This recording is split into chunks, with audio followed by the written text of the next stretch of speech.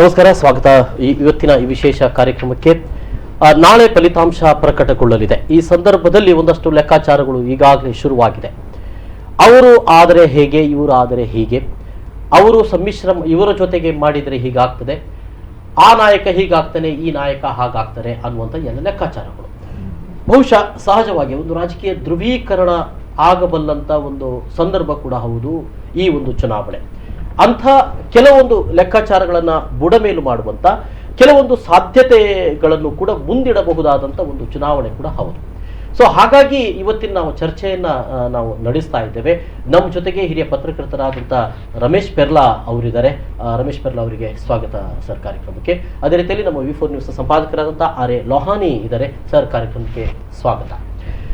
Okay, ಏನೇನು ಅಂಶಗಳು, ಯಾವ ಯಾವ ಅಂಶಗಳು ಅಂತ ಅನ್ನುವಂಥದ್ದು ನಾಳೆ ಬರುವಂಥ ಸರ್ಕಾರ, ಯಾವ ಸರ್ಕಾರ ಅಂದರೆ ಬಹಳ ಮುಖ್ಯವಾಗಿ ಈಗಾಗಲೇ ಎಲ್ಲ ಸಮೀಕ್ಷೆಗಳು ಹೇಳಿರುವ ರೀತಿಯಲ್ಲಿ ಸಮ್ಮಿಶ್ರ ಸರ್ಕಾರ ಬರುತ್ತದೆ ಅಂತ ಅನ್ನುವಂಥದ್ದು.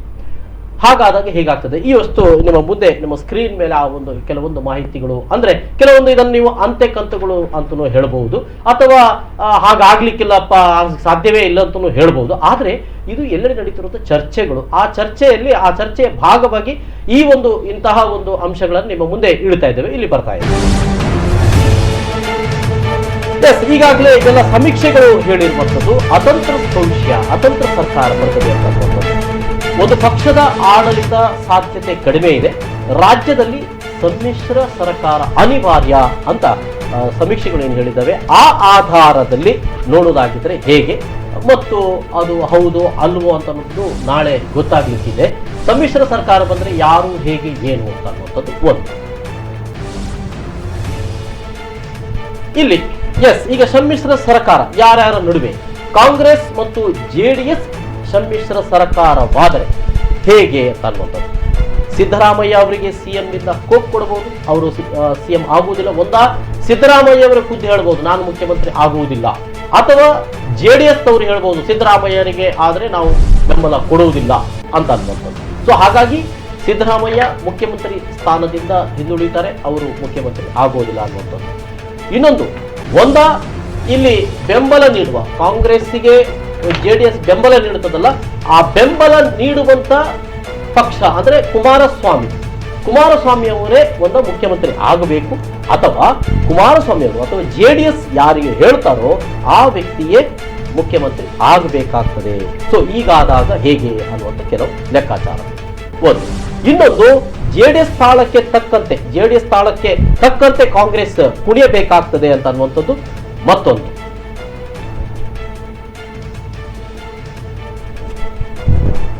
ಜೆಡಿಎಸ್ ತಾಳಕ್ಕೆ ತಕ್ಕಂತೆ ಕಾಂಗ್ರೆಸ್ ಕುಣಿಯಬೇಕಾಗ್ತದೆ ಅಂತ ಅನ್ನುವಂಥದ್ದು ಅದು ಮತ್ತೊಂದು.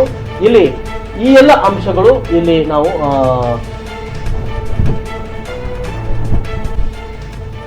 ಕಾಂಗ್ರೆಸ್ ಮತ್ತು ಜೆಡಿಎಸ್ ಸರ್ಕಾರ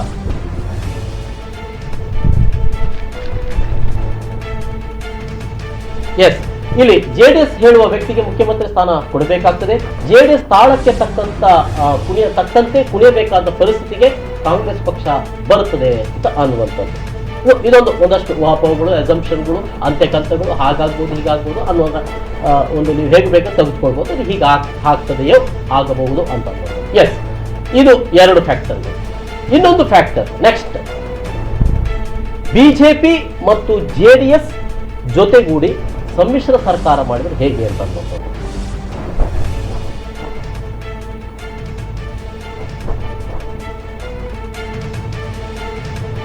ಇಲ್ಲಿದೆ ಬಿಜೆಪಿ ಜೆಡಿಎಸ್ ಸಮ್ಮಿಶ್ರ ಸರ್ಕಾರವಾದ್ರೆ ಇಲ್ಲಿ ಕೂಡ ಹಾಗೆ ಕುಮಾರಸ್ವಾಮಿ ಅವರು ಹೇಳುವ ವ್ಯಕ್ತಿಗೆ ಮುಖ್ಯಮಂತ್ರಿ ಕೊಡಬೇಕು, ಅಥವಾ ಕುಮಾರಸ್ವಾಮಿ ಅವರು ಇಲ್ಲಿ ಮುಖ್ಯಮಂತ್ರಿ ಆಗಬೇಕು ಅಂತ ಅನ್ನುವಂಥದ್ದು. ಸೇಮ್ ಜೆಡಿಎಸ್ ತಾಳಕ್ಕೆ ತಕ್ಕಂತೆ ಇಲ್ಲಿ ಕುಣಿಯಬೇಕಂತ ಪರಿಸ್ಥಿತಿ ಬಿಜೆಪಿ ಬರಬಹುದು ಅಂತ ಅನ್ನುವಂಥದ್ದು. ಇಲ್ಲಿ ಮಧ್ಯದಲ್ಲೇ ಸರ್ಕಾರ ಬೀಳುವಂತ ಪರಿಸ್ಥಿತಿ ಇರಬಹುದು ಅಂತ ಅನ್ನುವಂಥದ್ದು. ಇದಕ್ಕೆ ಕಾರಣಗಳು ಒಂದು ಬಿಜೆಪಿ ಒಳಗಿದ್ದು ಇರಬಹುದು, ಅಥವಾ ಜೆಡಿಎಸ್ ಅದಕ್ಕೆ ಕಾರಣ ಆಗಬಹುದು, ಬೇರೆ ಬೇರೆ ಕಾರಣಗಳು ಕೂಡ ಆಗಬಹುದು. ಇಲ್ಲಿ 5 ವರ್ಷ ಹೋಗ್ತದೋ ಇಲ್ವಾ ಅನ್ನುವಂಥ ಕೆಲವು ಸಂಶಯಗಳು.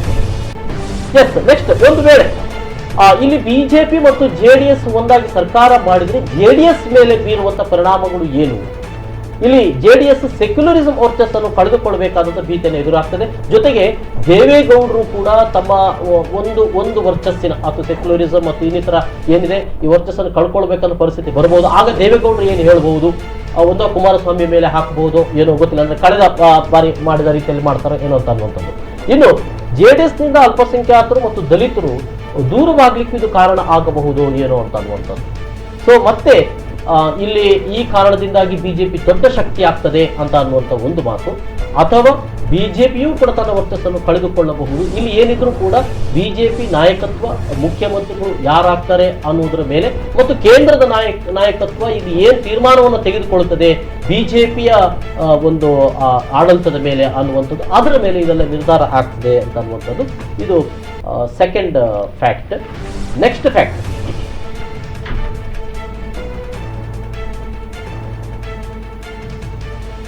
ಎಸ್ ಇಲ್ಲಿ ಬಹುಶಃ ಬೇರೆ ಬೇರೆ ಭವಿಷ್ಯ ಇದೆ. ಇಲ್ಲಿ ಸಿದ್ದರಾಮಯ್ಯ ಅವರ ಭವಿಷ್ಯ ನಾನು ಮತ್ತೆ ನೋಡ್ತೇನೆ, ಯಡಿಯೂರಪ್ಪ ಅವರ ಭವಿಷ್ಯ ಮತ್ತು ಕುಮಾರಸ್ವಾಮಿ ಅವರು. ಯಡಿಯೂರಪ್ಪ ಅವರ ಭವಿಷ್ಯ ಏನಾಗ್ತದೆ, ಸಿಎಂ ಆದರೆ ಯಡಿಯೂರಪ್ಪ ಅವರ ಭವಿಷ್ಯ ಇಲ್ಲಿ ಬಹಳಷ್ಟು ಅವರು ಅಚಲತೆ ಇರುವುದಿಲ್ಲ. ಅಂದ್ರೆ ಒಂದು ವೇಳೆ ಸಿಎಂ ಆದರೆ, ಮುಖ್ಯಮಂತ್ರಿ ಆದರೆ 5 ವರ್ಷಗಳ ಕಾಲ ಅವರು ಮುಖ್ಯಮಂತ್ರಿ ಆಗಿ ಆಳ್ತಾರೋ ಇಲ್ಲವೋ ಅಂತ ಅನ್ನುವಂಥದ್ದು, ನಡುವೆ ಅವರು ಮುಖ್ಯಮಂತ್ರಿ ಗಾದಿಯಲ್ಲಿ ಬಿಟ್ಟು ಬರಬೇಕಾದಂಥ ಒಂದಷ್ಟು ಕಾರಣಗಳು ಇರಬಹುದು. ಅದು ಪಕ್ಷದ ಒಳಗಿನ ಕೆಲವು ಭಿನ್ನಮತಗಳಿಗೆ ಕಾರಣ ಆಗಬಹುದು ಅನ್ನುವಂಥದ್ದು. 5 ವರ್ಷಗಳಿಗೆ ಒಂದು ವೇಳೆ ಮುಖ್ಯಮಂತ್ರಿ ಆದರೂ ಕೂಡ ಯಡಿಯೂರಪ್ಪ ಅವರು ಬಹುಶಃ ಅವರ ರಾಜಕೀಯ ಅಂತ್ಯ ಅನ್ನುವಂಥ ಒಂದು ಕ್ವಶನ್ ಮಾರ್ಕ್ ಕೂಡ ಇಲ್ಲಿ ಇದೆ ಅಂತ ಅನ್ನುವಂಥದ್ದು. ಇನ್ನು ಇನ್ನೊಂದು, ಮುಖ್ಯಮಂತ್ರಿ ಆದರೂ ಕೂಡ ಯಡಿಯೂರಪ್ಪ ಅವರು ನಿರ್ಲಕ್ಷ್ಯತನಕ್ಕೆ ಒಳಗಾಗ್ತಾರೆ. ಕೇಂದ್ರದ ನಾಯಕರ ಅಣತಿಯಂತೆ ಅಥವಾ ತನ್ನ ಬಣದ ಇನ್ನೊಂದು ಬಣದ ಅವರ ಅಣತಿಯಂತೆ ಯಡಿಯೂರಪ್ಪ ಅವರು ಮುಖ್ಯಮಂತ್ರಿ ಆಗಬೇಕಾಗ್ತದೆ ಅಂತ ಅನ್ನುವಂಥದ್ದು ಮತ್ತೊಂದು. ಇನ್ನೊಂದೆಡೆಯಲ್ಲಿ ಅವರು ಬಹುಶಃ ಅದೇ ನಾನು ಹೇಳಿದ ಹಾಗೆ ಯಡಿಯೂರಪ್ಪ ರಾಜಕೀಯ ಅಂತ್ಯವೋ ಅನ್ನುವಂಥದ್ದು ಒಂದು ಕ್ವಶನ್ ಮಾರ್ಕ್. ನೆಕ್ಸ್ಟ್ ಕುಮಾರಸ್ವಾಮಿ ಅವರು ಹೇಗೂ ಕಿಂಗ್ ಮೇಕರ್. ಇಲ್ಲಿ ನಾಳೆ ಒಂದು ವೇಳೆ ಸಮ್ಮಿಶ್ರ ಸರ್ಕಾರ ಆದರೆ ಒಂದು ಕಾಂಗ್ರೆಸ್ ಅಥವಾ ಬಿಜೆಪಿ ಕುಮಾರಸ್ವಾಮಿಯ ಬಾಗಿಲು ತಟ್ಟಬೇಕು, ಅವ್ರು ಯಾರಿಗೆ ಬೆಂಬಲ ಕೊಡ್ತಾರೆ ಅಂತ ಅನ್ನುವಂಥದ್ದು. ಇಲ್ಲಿ ಈ ಸಂದರ್ಭದಲ್ಲಿ ಜೆಡಿಎಸ್ ಮತ್ತು ಕುಮಾರಸ್ವಾಮಿ ಅವರ ಭವಿಷ್ಯಗಳು ಏನು ಅಂತ ಅನ್ನುವಂಥದ್ದು ಒಂದು ಪೂರಕ ನಿರ್ಧಾರಗಳಷ್ಟೇ. ಅಂದರೆ ಸಮ್ಮಿಶ್ರ ಸರ್ಕಾರ ಆದಾಗ ಅವರು ಕುಮಾರಸ್ವಾಮಿ ಅವರು ಮುಖ್ಯಮಂತ್ರಿ ಆಗೋದು ಬಿಡೋದು, ಅಥವಾ ಅವರು ಉಪಮುಖ್ಯಮಂತ್ರಿ ಆಗೋದು, ಅಥವಾ ಬೆಂಬಲಿನಿಂದ ಹೊರಗೆ ನಿಲ್ಲೋದು, ಎಲ್ಲವೂ ಕೂಡ ಒಂದು ಪೂರಕ ನಿರ್ಧಾರಗಳ ಮೇಲೆ ಕುಮಾರಸ್ವಾಮಿ ಭವಿಷ್ಯವೂ ಕೂಡ ಇದೆ. ಸಮ್ಮಿಶ್ರ ಸರ್ಕಾರದಿಂದ ಭವಿಷ್ಯವನ್ನ ಕಳೆದುಕೊಳ್ಳಲಿದೆಯೇ ಜೆಡಿಎಸ್ ಅಂತ ಅನ್ನೋದು. ಅಂದ್ರೆ ಒಂದು ವೇಳೆ ಜೆಡಿಎಸ್ ಬಿಜೆಪಿ ಜೊತೆ ಆಡಳಿತ ಮಾಡಿದ್ರೆ ಅಲ್ಲಿ ಬಿಜೆಪಿ ತನ್ನ ವರ್ಚಸ್ಸನ್ನ ಇದು ಮಾಡಿಕೊಂಡು ಮುಂದಿನ 5 ವರ್ಷಗಳ ನಂತರದಲ್ಲಿ ಬಿಜೆಪಿ ಸರ್ಕಾರ ಬಂದು ಜೆಡಿಎಸ್ ತೀರಾ ತನ್ನ ವರ್ಚಸ್ಸನ್ನು ಕಳೆದುಕೊಳ್ಳುವ ಸಾಧ್ಯತೆಗಳು ಇವೆಯೋ, ಅಥವಾ ಕಾಂಗ್ರೆಸ್ ಜೊತೆ ಸೇರಿದ್ರೆ ಕಾಂಗ್ರೆಸ್ ಮತ್ತೆ ಮುಂದೆ ದೊಡ್ಡ ಶಕ್ತಿ ಆಗಬಹುದು, ಅಲ್ಲಿ ಜೆಡಿಎಸ್ ಮೇಲೆ ಕೂಡ ಪ್ರಭಾವ ಬೀರಬಹುದು ಅಂತ ಅನ್ನುವಂಥದ್ದು. ಮತ್ತೆ ಜನರ ನಡುವೆ ಸಮ್ಮಿಶ್ರ ಸರ್ಕಾರಗಳನ್ನು ಬರಬಾರದು ಅನ್ನೋ ಕಾರಣಕ್ಕಾಗಿ ಇಲ್ಲಿ ಜೆಡಿಎಸ್ ಅನ್ನ ತೀರಾ ಮತದಾರರು ಮತ್ತೆ ನೆಕ್ಸ್ಟ್ ಮುಂದಿನ ಹಂತದಲ್ಲಿ ನಿರ್ಲಕ್ಷ್ಯಕ್ಕೆ ಒಳಪಡಿಸ್ತಾರೋ, ಕಾಂಗ್ರೆಸ್ ಅಥವಾ ಬಿಜೆಪಿ ಅನ್ನುವ ಆಯ್ಕೆಗಳಿಗೆ ನಮ್ಮ ಮತದಾರರು ಬೀಳ್ತಾರೋ ಅಂತ ಅನ್ನುವಂಥದ್ದು ಒಂದು. ಇನ್ನೊಂದು ಸಿದ್ದರಾಮಯ್ಯ ಅವರು. ಇನ್ನು ಸಿದ್ದು ಭವಿಷ್ಯ ಇಲ್ಲಿ ಬಹುಶಃ ವ್ಯಕ್ತಿಗತವಾಗಿ ನನಗೆ ಕಾಣುತ್ತದೆ ಅವರು ಈ ರಾಜ್ಯದಲ್ಲಿ ಒಬ್ಬ ಪ್ರಾದೇಶಿಕ ನಾಯಕನಾಗಿ ಹೊರಹೊಮ್ಮುವ ಸಾಧ್ಯತೆ ಇದೆಯೋ ಅಂತ ಅನ್ನೋದು. ಒಂದು ವೇಳೆ ಕಾಂಗ್ರೆಸ್ ಪಕ್ಷ ಬಹುಮತವನ್ನ ಪಡೆದು ಆಡಳಿತಕ್ಕೆ ಬಂದರೆ ಸಿದ್ದರಾಮಯ್ಯ ಅವರು ಮುಖ್ಯಮಂತ್ರಿ ಆಗ್ತಾರೆ. ಇಲ್ಲಿ ಪಕ್ಷದ ಒಳಗಡೆ ಸರ್ವಾಧಿಕಾರಿ ಅಥವಾ ಪ್ರಶ್ನಾತೀತ ನಾಯಕ ಅನ್ನುವಂಥ ಒಂದಷ್ಟು ಇದು ಬಂದು ಭಿನ್ನಮತಗಳು ಹೇಳುವಂಥ ಸಾಧ್ಯತೆಗಳು ಕೂಡ ಇವೆ. ಪರಮೇಶ್ವರ್ ಖರ್ಗೆ ಅಥವಾ ಇನ್ನಿತರ ನಾಯಕರುಗಳು ಸಿದ್ದರಾಮಯ್ಯನ ಬೆರಳು ತೋರಿಸುವಂತ ರೀತಿಯಲ್ಲೂ ಕೂಡ ಆಗಬಹುದು ಅನ್ನುವಂಥದ್ದು. ಸಿದ್ದರಾಮಯ್ಯ ಏಕಸ್ವಾಮ್ಯತೆ ಬರಬಹುದು ಅಂತ ಅನ್ನುವಂಥದ್ದು. ಈ ಸಂದರ್ಭದಲ್ಲಿ ಮತ್ತೊಂದು ಪ್ರಾದೇಶಿಕ ನಾಯಕನಾಗಿ ಮೋದಿ ವರ್ಸಸ್ ಸಿದ್ದರಾಮಯ್ಯ ಅನ್ನುವಂಥದ್ದು ಅದೇನು ಈಗಾಗಲೇ ಇಲ್ಲಿ ನಾವು ಬಹುಶಃ ಈ ಚುನಾವಣೆ ಸಂದರ್ಭದಲ್ಲೂ ಕೂಡ ರಾಷ್ಟ್ರೀಯ ನಾಯಕರುಗಳು ಬಂದರೂ ಕೂಡ ಸಿದ್ದರಾಮಯ್ಯ ಮೋದಿ ಇದ್ದೇ ವಿನಃ ಮೋದಿ ಸಿದ್ದರಾಮಯ್ಯ ಇರ್ತದೆ, ರಾಹುಲ್ ಗಾಂಧಿ ಮತ್ತು ನರೇಂದ್ರ ಮೋದಿ ಅನ್ನೋದು ಇರಲಿಲ್ಲ ಅಂತ ಅನ್ನುವಂಥದ್ದು. ಹಾಗಾಗಿ ಮೋದಿಗೂ ಕೂಡ ಎಲ್ಲ ರೀತಿಯ ಉತ್ತರಗಳನ್ನು ಕೊಡಬಲ್ಲಂತ ಭ್ರಷ್ಟಾತೀತ ನಾಯಕರಾಗಿ ಇಲ್ಲಿ ಸಿದ್ದರಾಮಯ್ಯ ಇರುವಂಥದ್ದು ನಮ್ಗೆ ಕಂಡು ಬರ್ತಾ ಇರುವಂಥದ್ದು. ಅಥವಾ ಮುಂದಿನ ಹಂತಗಳಲ್ಲಿ ಒಂದು ಮುಖ್ಯಮಂತ್ರಿ ಆದರೆ, ಹಾಗೆ ಒಂದು ವೇಳೆ ಮುಖ್ಯಮಂತ್ರಿ ಆಗದೆ ಹೋದರೆ ಅಂದ್ರೆ ಜೆಡಿಎಸ್ ಮತ್ತು ಕಾಂಗ್ರೆಸ್ ಮತ್ತು ಬಿಜೆಪಿ, ಕಾಂಗ್ರೆಸ್ ಮತ್ತು ಜೆಡಿಎಸ್ ಸಮ್ಮಿಶ್ರ ಸರ್ಕಾರ ಬಂದರೆ ಸಿದ್ದರಾಮಯ್ಯ ಹೊರಗುಳಿದ್ರೂ ಕೂಡ ತನ್ನದೇ ಆದಂತ ವರ್ಚಸ್ಸಿನಿಂದ ಒಬ್ಬ ನಾಯಕನಾಗಿ ಸಿದ್ದರಾಮಯ್ಯ ಇರ್ತಾರೆ ಅಂತನ್ನುವಂಥದ್ದು, ಮತ್ತೆ ಅಲ್ಲಿ ಜನ ಮತ್ತೆ ಸಿದ್ದರಾಮಯ್ಯನನ್ನು 5 ವರ್ಷ ಪೂರೈಸಿದ್ದಾರೆ ಅನ್ನುವಂಥ ತೋರಿಸಿಕೊಳ್ಳುವಂಥದ್ದು ಆಗಬಹುದು ಅಂತನ್ನುವಂಥದ್ದು ಒಂದು. ಇನ್ನೊಂದು, ಜೆಡಿಎಸ್ ಬಿಜೆಪಿ ಸರ್ಕಾರ ಮಾಡಿದ್ರು ಕೂಡ ಅಲ್ಲಿ ಅತಂತ್ರ ಎದ್ದಾಗೂ ಕೂಡ ಮತ್ತೆ ಸಿದ್ದರಾಮಯ್ಯ ಕಡೆಗೆ ಕರಡು ತೋರಿಸುವಂಥದ್ದು ಆಗಬಹುದು ಅಂತನ್ನುವಂಥದ್ದು ಮತ್ತೊಂದು. ಸೊ ಹೀಗಾಗಿ ಒಂದು ಊಹೆಗಳ ಪ್ರಕಾರ ಸಿದ್ದರಾಮಯ್ಯ ಮತ್ತೆ ಒಬ್ಬ ನಾಯಕನಾಗಿ ಹಾಗೆ ಉಳಿತಾರೆ ಅಂತ ಅನ್ನುವಂಥದ್ದು ಒಂದಷ್ಟು ಚರ್ಚೆ. ಎಸ್, ಇವೆಲ್ಲವನ್ನ ಇಟ್ಟುಕೊಂಡು ನಾವೀಗ ಚರ್ಚೆಯನ್ನ ಆರಂಭ ಮಾಡ್ತಾ ಇದ್ದೇವೆ. ರಮೇಶ್ ಪೆರ್ಲವರೇ, ಏನು ಹೇಳ್ತೀರಿ? ನಾಳೆ ಅತಂತ್ರ ಅಂದ್ರೆ ಸಮ್ಮಿಶ್ರ ಸರ್ಕಾರಗಳು ಬರಬಹುದು ಅಂತ ಅನ್ನುವಂಥದ್ದು ನಮ್ಮ ಸಮೀಕ್ಷೆಗಳು ಹೇಳುತ್ತದೆ. ಹೀಗಾದರೆ ಏನಾಗಬಹುದು? ಎಕ್ಸಿಟ್ ಪೋಲ್ ಮತ್ತು ಚುನಾವಣೆ ಆದ ನಂತರ, ಮತದಾನ ಆದ ನಂತರ ಮುಖಂಡರು ನೀಡಿರುವಂತಹ ಸ್ಟೇಟ್ಮೆಂಟ್ ಮೇಲೆ ನಾವು ವಿಶ್ಲೇಷಣೆ ಮಾಡೋದಾದರೆ, ಎಕ್ಸಿಟ್ ಪೋಲಲ್ಲಿ ಯಾರಿಗೂ ಕೂಡ ಸರಿಯಾದ ಒಂದು ಮೆಜಾರಿಟಿ ಕೊಟ್ಟಿಲ್ಲ. ಕೆಲವೊಂದು ಕಡೆ ಕೊಟ್ಟಿದೆ, ಆದರೆ ನಾವು ಸರಾಸರಿ ತಗೊಂಡ್ರೆ, ನೀವು ಲಾಸ್ಟ್ ಟರ್ಮ್ 2013 ಎಕ್ಸಿಟ್ ಪೋಲ್ ತಗೊಂಡ್ರು ಕೂಡ ಅಲ್ಲಿ ಕಾಂಗ್ರೆಸ್ಗೆ 212 ಕೊಟ್ಟಿದ್ರು, ಅದೇ ಕಾಂಗ್ರೆಸ್ 222 ಬಂತು. KJPಗೆ 13 ಕೊಟ್ಟಿದ್ರು, 6 ಬಂತು. ಅಂದ್ರೆ ಎಕ್ಸಿಟ್ ಪೋಲ್ ನಿಖರವಾಗಿ ಈ ಇತ್ತೀಚೆಗೆ ಬರ್ತಾ ಇಲ್ಲ, ಮೊದಲು ಬರ್ತಿತ್ತು, ನಿಖರವಾದ ಎಕ್ಸಿಟ್ ಪೋಲ್ ಬರ್ತಿತ್ತು. ಇದೊಂದು 11 ಜನ ಎಕ್ಸಿಟ್ ಪೋಲ್. ನಾವು ಮತ್ತೆ ಚರ್ಚೆ ಮಾಡೋಣ. ಒಂದು ವೇಳೆ ಕಾಂಗ್ರೆಸ್ ಬಂದ್ರೆ ಅಂತ ಅನ್ನೋದು ಬೇರೆ, ಅದರಲ್ಲಿ 4 ಅಂಶ, 4 ಸರ್ಕಾರ ಬರ್ಬೋದು. ಈ 4 ಇದಿದೆ. ಒಂದು ಸಿಂಪಲ್ ಮೆಜಾರಿಟಿಯಲ್ಲಿ ಬಿಜೆಪಿ ಸರ್ಕಾರ ಬರ್ಬೋದು, ತಪ್ಪಿದ್ರೆ ಕಾಂಗ್ರೆಸ್ ಸರ್ಕಾರ ಬರ್ಬೋದು. ಇದೆರಡು ಬರದಿದ್ರೆ ಅತಂತ್ರ ಆಯ್ತು ಅಂದ ಮೇಲೆ ಒಂದು ಅದು ಬಿಜೆಪಿ ಅಂಡ್ JDS ಬರಬೇಕು. ಆಮೇಲೆ 4ನೇ ಚಾನ್ಸಸ್ ಕಾಂಗ್ರೆಸ್ ಹೇಳುದು ಫಸ್ಟ್ ಬಿಜೆಪಿ ಅಂಡ್ JDS ಬರ್ಬೋದು ಅಂತ. ಕಾಂಗ್ರೆಸ್ ಅಂಡ್ JDS ಬರ್ಲಿಕ್ಕೆ ಸಾಧ್ಯವೇ ಇಲ್ಲ, ಸಾಧ್ಯತೆ ಕಡಿಮೆ. ಅದು 4th ಚಾನ್ಸಸ್. ಯಾಕಂದ್ರೆ ಈ ಬಿಜೆಪಿ ಒಂದು ಇದಿದೆ, ಯಾವ ಕಾರಣಕ್ಕೂ ಕಾಂಗ್ರೆಸ್ ಅಧಿಕಾರಕ್ಕೆ ಬರಬಾರದು ಅಂತ. ಕಾಂಗ್ರೆಸ್ಗೆ ಒಂದೇ ಒಂದು ಸೀಟ್ ಕಡಿಮೆ ಆದ್ರೂ ಬಿಜೆಪಿ ಅವರು ಕಾಂಗ್ರೆಸ್ ಅನ್ನು ಅಧಿಕಾರಕ್ಕೆ ಬರ್ಲಿಕ್ಕೆ ಬಿಡಲ್ಲ. ಇದು ಗೋವಾದಲ್ಲಿ ನಾವು ಕಂಡಿದ್ದು ಸ್ಪಷ್ಟ. ಇದು ಗೋವಾದ ಇನ್ಸಿಡೆಂಟ್ ಇರ್ಬೋದು, ಬೇರೆ ಕಡೆ ಕೂಡ ಇನ್ಸಿಡೆಂಟ್ ಇರ್ಬೋದು. ನೋಡಿ, ಸರ್ಕಾರದ ಮಟ್ಟಿಗೆ ಸಿದ್ದರಾಮಯ್ಯ ಸರ್ಕಾರ ತುಂಬಾ ಚೆನ್ನಾಗಿ ಆಗಿದೆ. ಅದೇನು ತುಂಬಾ ಕೆಟ್ಟದಾಗಿ ಆಗಿತ್ತು ಅಥವಾ ಇದು ಜನತೆಗೆ ಇಷ್ಟ ಇರದ ಸರ್ಕಾರ, ಕಾರ್ಯ ಕೊಡದ ಸರ್ಕಾರ ಅಂತಲ್ಲ, ಸರ್ಕಾರ ಚೆನ್ನಾಗೇ ಇತ್ತು. ಆದ್ರೆ ವಾತಾವರಣ ನೋಡುವಾಗಲೇ ಗೊತ್ತಾಗ್ತದೆ ಸಿದ್ದರಾಮಯ್ಯ ಮತ್ತೆ ಒಬ್ಬ ನಾಯಕನಾಗಿರ್ತಾರೆ. ಅದು ಕಾಂಗ್ರೆಸ್ ಪಕ್ಷದ ನಾಯಕನಾಗಿರ್ತಾರೋ ಇಲ್ಲ, ಅಷ್ಟಕ್ಕೆ ಇರುವುದಿಲ್ಲ. ನೋಡಿ, ಸರ್ಕಾರ ಚೆನ್ನಾಗಿ ಮಾಡಿದ್ಮೇಲೆ ಪಾರ್ಟಿಗೆ ಏನ್ ಮಾಡಿದೆ? ಎಲೆಕ್ಷನ್ ಅಲ್ಲಿ ಸರ್ಕಾರ ಎಲೆಕ್ಷನ್ ಹೋಗೋದಲ್ಲ, ಪಾರ್ಟಿ ಹೋಗುದು. ಪಾರ್ಟಿ ಎಷ್ಟರ ಮಟ್ಟಿಗೆ ನೋಡಿದ್ರೆ ನೀವು ಪಂಜಾಬ್ ಎಲೆಕ್ಷನ್ ಇರ್ಬೋದು ಒಂದು ಬಿಟ್ರೆ, ಗುಜರಾತ್ ಅಲ್ಲಿ 2/3 ಥಂಬಿಂಗ್ ಮೆಜಾರಿಟಿಯಲ್ಲಿ ಕಾಂಗ್ರೆಸ್ ಬರಬೇಕಿತ್ತು, ಬರ್ಲಿಕ್ಕೆ ಆಗ್ತಾ ಇಲ್ಲ. ಕಾಂಗ್ರೆಸ್ಸಿಗೆ ಯಾವುದೇ ಚುನಾವಣೆ ಗೆಲ್ಲುವಂತ ಒಂದು ಬೇಸಿಕ್ ಇನ್ಸ್ಟಿಂಕ್ಟ್ ಇದೆಯಲ್ಲ, ಅದೊಂದು ಉತ್ಸಾಹ ಅಥವಾ ಒಂದು ಕಿಲ್ಲಿಂಗ್ ಇನ್ಸ್ಟಿಂಕ್ಟ್ ಅಂತ ಇರ್ತಾರೆ, ಅದಿಲ್ಲ ಕಾಂಗ್ರೆಸ್ ಅಲ್ಲಿ. ಆ ಕಾರಣಕ್ಕಾಗಿ ಇವತ್ತು ಕೂಡ ಇಲ್ಲಿ ಈ ಅತಂತ್ರ ಸ್ಥಿತಿಯ ಬರ್ತದೆ ಅನ್ನುವಂತ ನಮ್ಮ ಹೇಳುವಂತದ್ದು. ಒಂದು ವೇಳೆ ಅತಂತ್ರ ಅಂದ್ರೆ ಸಮ್ಮಿಶ್ರ ಸರ್ಕಾರದಲ್ಲಿ JDS ಮತ್ತು ಬಿಜೆಪಿ ಆಗಬಹುದು, ಮೊದಲ ಆದ್ಯತೆ ಅದು ಅಂತ ಮೊದಲ ಆಪ್ಷನ್. ಒಂದು ವೇಳೆ ಕಾಂಗ್ರೆಸ್ ಮತ್ತು JDS ಆದ್ರೆ, JDS ಆದಾಗ ಇದರಲ್ಲಿ 2 ಇದೆ. ಒಂದು ಲಾಭ, ಈಗ JDS ಈಗ ಕುಮಾರಸ್ವಾಮಿ ಸ್ಟೇಟ್ಮೆಂಟ್ ಏನಂದ್ರೆ, ನಾನು ಯಾರ ಮನೆಗೆ ಹೋಗಲ್ಲ, ನನ್ನ ಮನೆಗೆ ಯಾರು ಬರೋದು ಬೇಡ. ಆದ್ರೆ ಒಂದು ಸಮಸ್ಯೆ ಇದೆ ಅಲ್ಲಿ. ಏನಂದ್ರೆ, ಇವರು 40 ಜನವೋ 30 ಜನ ಶಾಸಕರನ್ನು ಇಟ್ಕೊಂಡು ಸುಮ್ಮನೆ ಕೂತ್ರೆ ಬಿಜೆಪಿ ಆಗಲಿ ಕಾಂಗ್ರೆಸ್ ಅವರು ಬಿಡ್ತಾರೆ ಇವರನ್ನು, ಇವರು ನೋಡಿಯೋದಿಲ್ವಾ?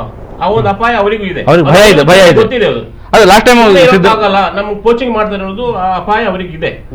ಅವರಿಗೆ ಸಾಧ್ಯ ಆದ್ರೆ, ಕುಮಾರಸ್ವಾಮಿಗೆ ಸಾಧ್ಯ ಆದ್ರೆ ಅಷ್ಟು ಜನ, ಮತ್ತೆ ಕುಮಾರಸ್ವಾಮಿ ಬಾರಿ ಒಂದು ಕಿಂಗ್ ಮೇಕರ್ ಆಗೋದು ಯಾವ ಅಂದ್ರೆ 30ರಿಂದ 40 ಸೀಟ್ ಬಂದ್ರೆ ಮಾತ್ರ. ಆಗ ಅವರಿಗೆ ಒಂದು ಕಮಾಂಡ್ ಇರ್ತದೆ, ನನ್ನನ್ನು ಚೀಫ್ ಮಿನಿಸ್ಟರ್ ಮಾಡಿ, ನೀವು ಜಾಸ್ತಿ ಪೋರ್ಟ್ಫೋಲಿಯೋ ನಿಮ್ಗೆ ಕೊಡ್ತೇವೆ, ಚೀಫ್ ಮಿನಿಸ್ಟರ್ ನನಗೆ ಕೊಡಿ, 4 ಮಿನಿಸ್ಟರ್ ಕೊಡಿ, ಬಾಕಿದ್ರೆ ನಿಮ್ಗೆ ಕೊಡ್ತೇವೆ ಅಂತ. ಅದು ಕಾಂಗ್ರೆಸ್ ಅಲ್ಲಿ ಬಿಜೆಪಿಯಲ್ಲಿ ಚಾನ್ಸಸ್ ಇದೆ. ಬಿಜೆಪಿಯವರು ಅದಕ್ಕೆ ಒಪ್ಪೋದು, ಯಾಕಂದ್ರೆ ಬಿಜೆಪಿಗೆ ಕಾಂಗ್ರೆಸ್ ಅನ್ನು ಅಧಿಕಾರದಿಂದ ದೂರ ಇಡಲೇಬೇಕು. ಆ ಒಂದು ಫಾರ್ಮುಲಾಕ್ಕೆ, ಒಂದು ಹಂತಕ್ಕೆ ಬಿಜೆಪಿ ಒಪ್ಪುವುದು. ಆದ್ರೆ ಇವರ ಹತ್ರ ಎಷ್ಟು ಶಾಸಕರು ಬರುತ್ತಾರೆ, ಎಷ್ಟು ಇದ್ದಾರೆ ಅನ್ನೋದು ತುಂಬಾ ಮುಖ್ಯ ಆಗ್ತದೆ. ಆಮೇಲೆ ಈ ತರ ಮಾಡಿದ್ರೆ, ಬಿಜೆಪಿ JDS ಮಾಡಿದ್ರೆ ಇನ್ನು ಪೊಲಿಟಿಕಲ್ ಇದರಲ್ಲಿ ಲಾಭ ಆಗೋದು ಬಿಜೆಪಿಗೆ.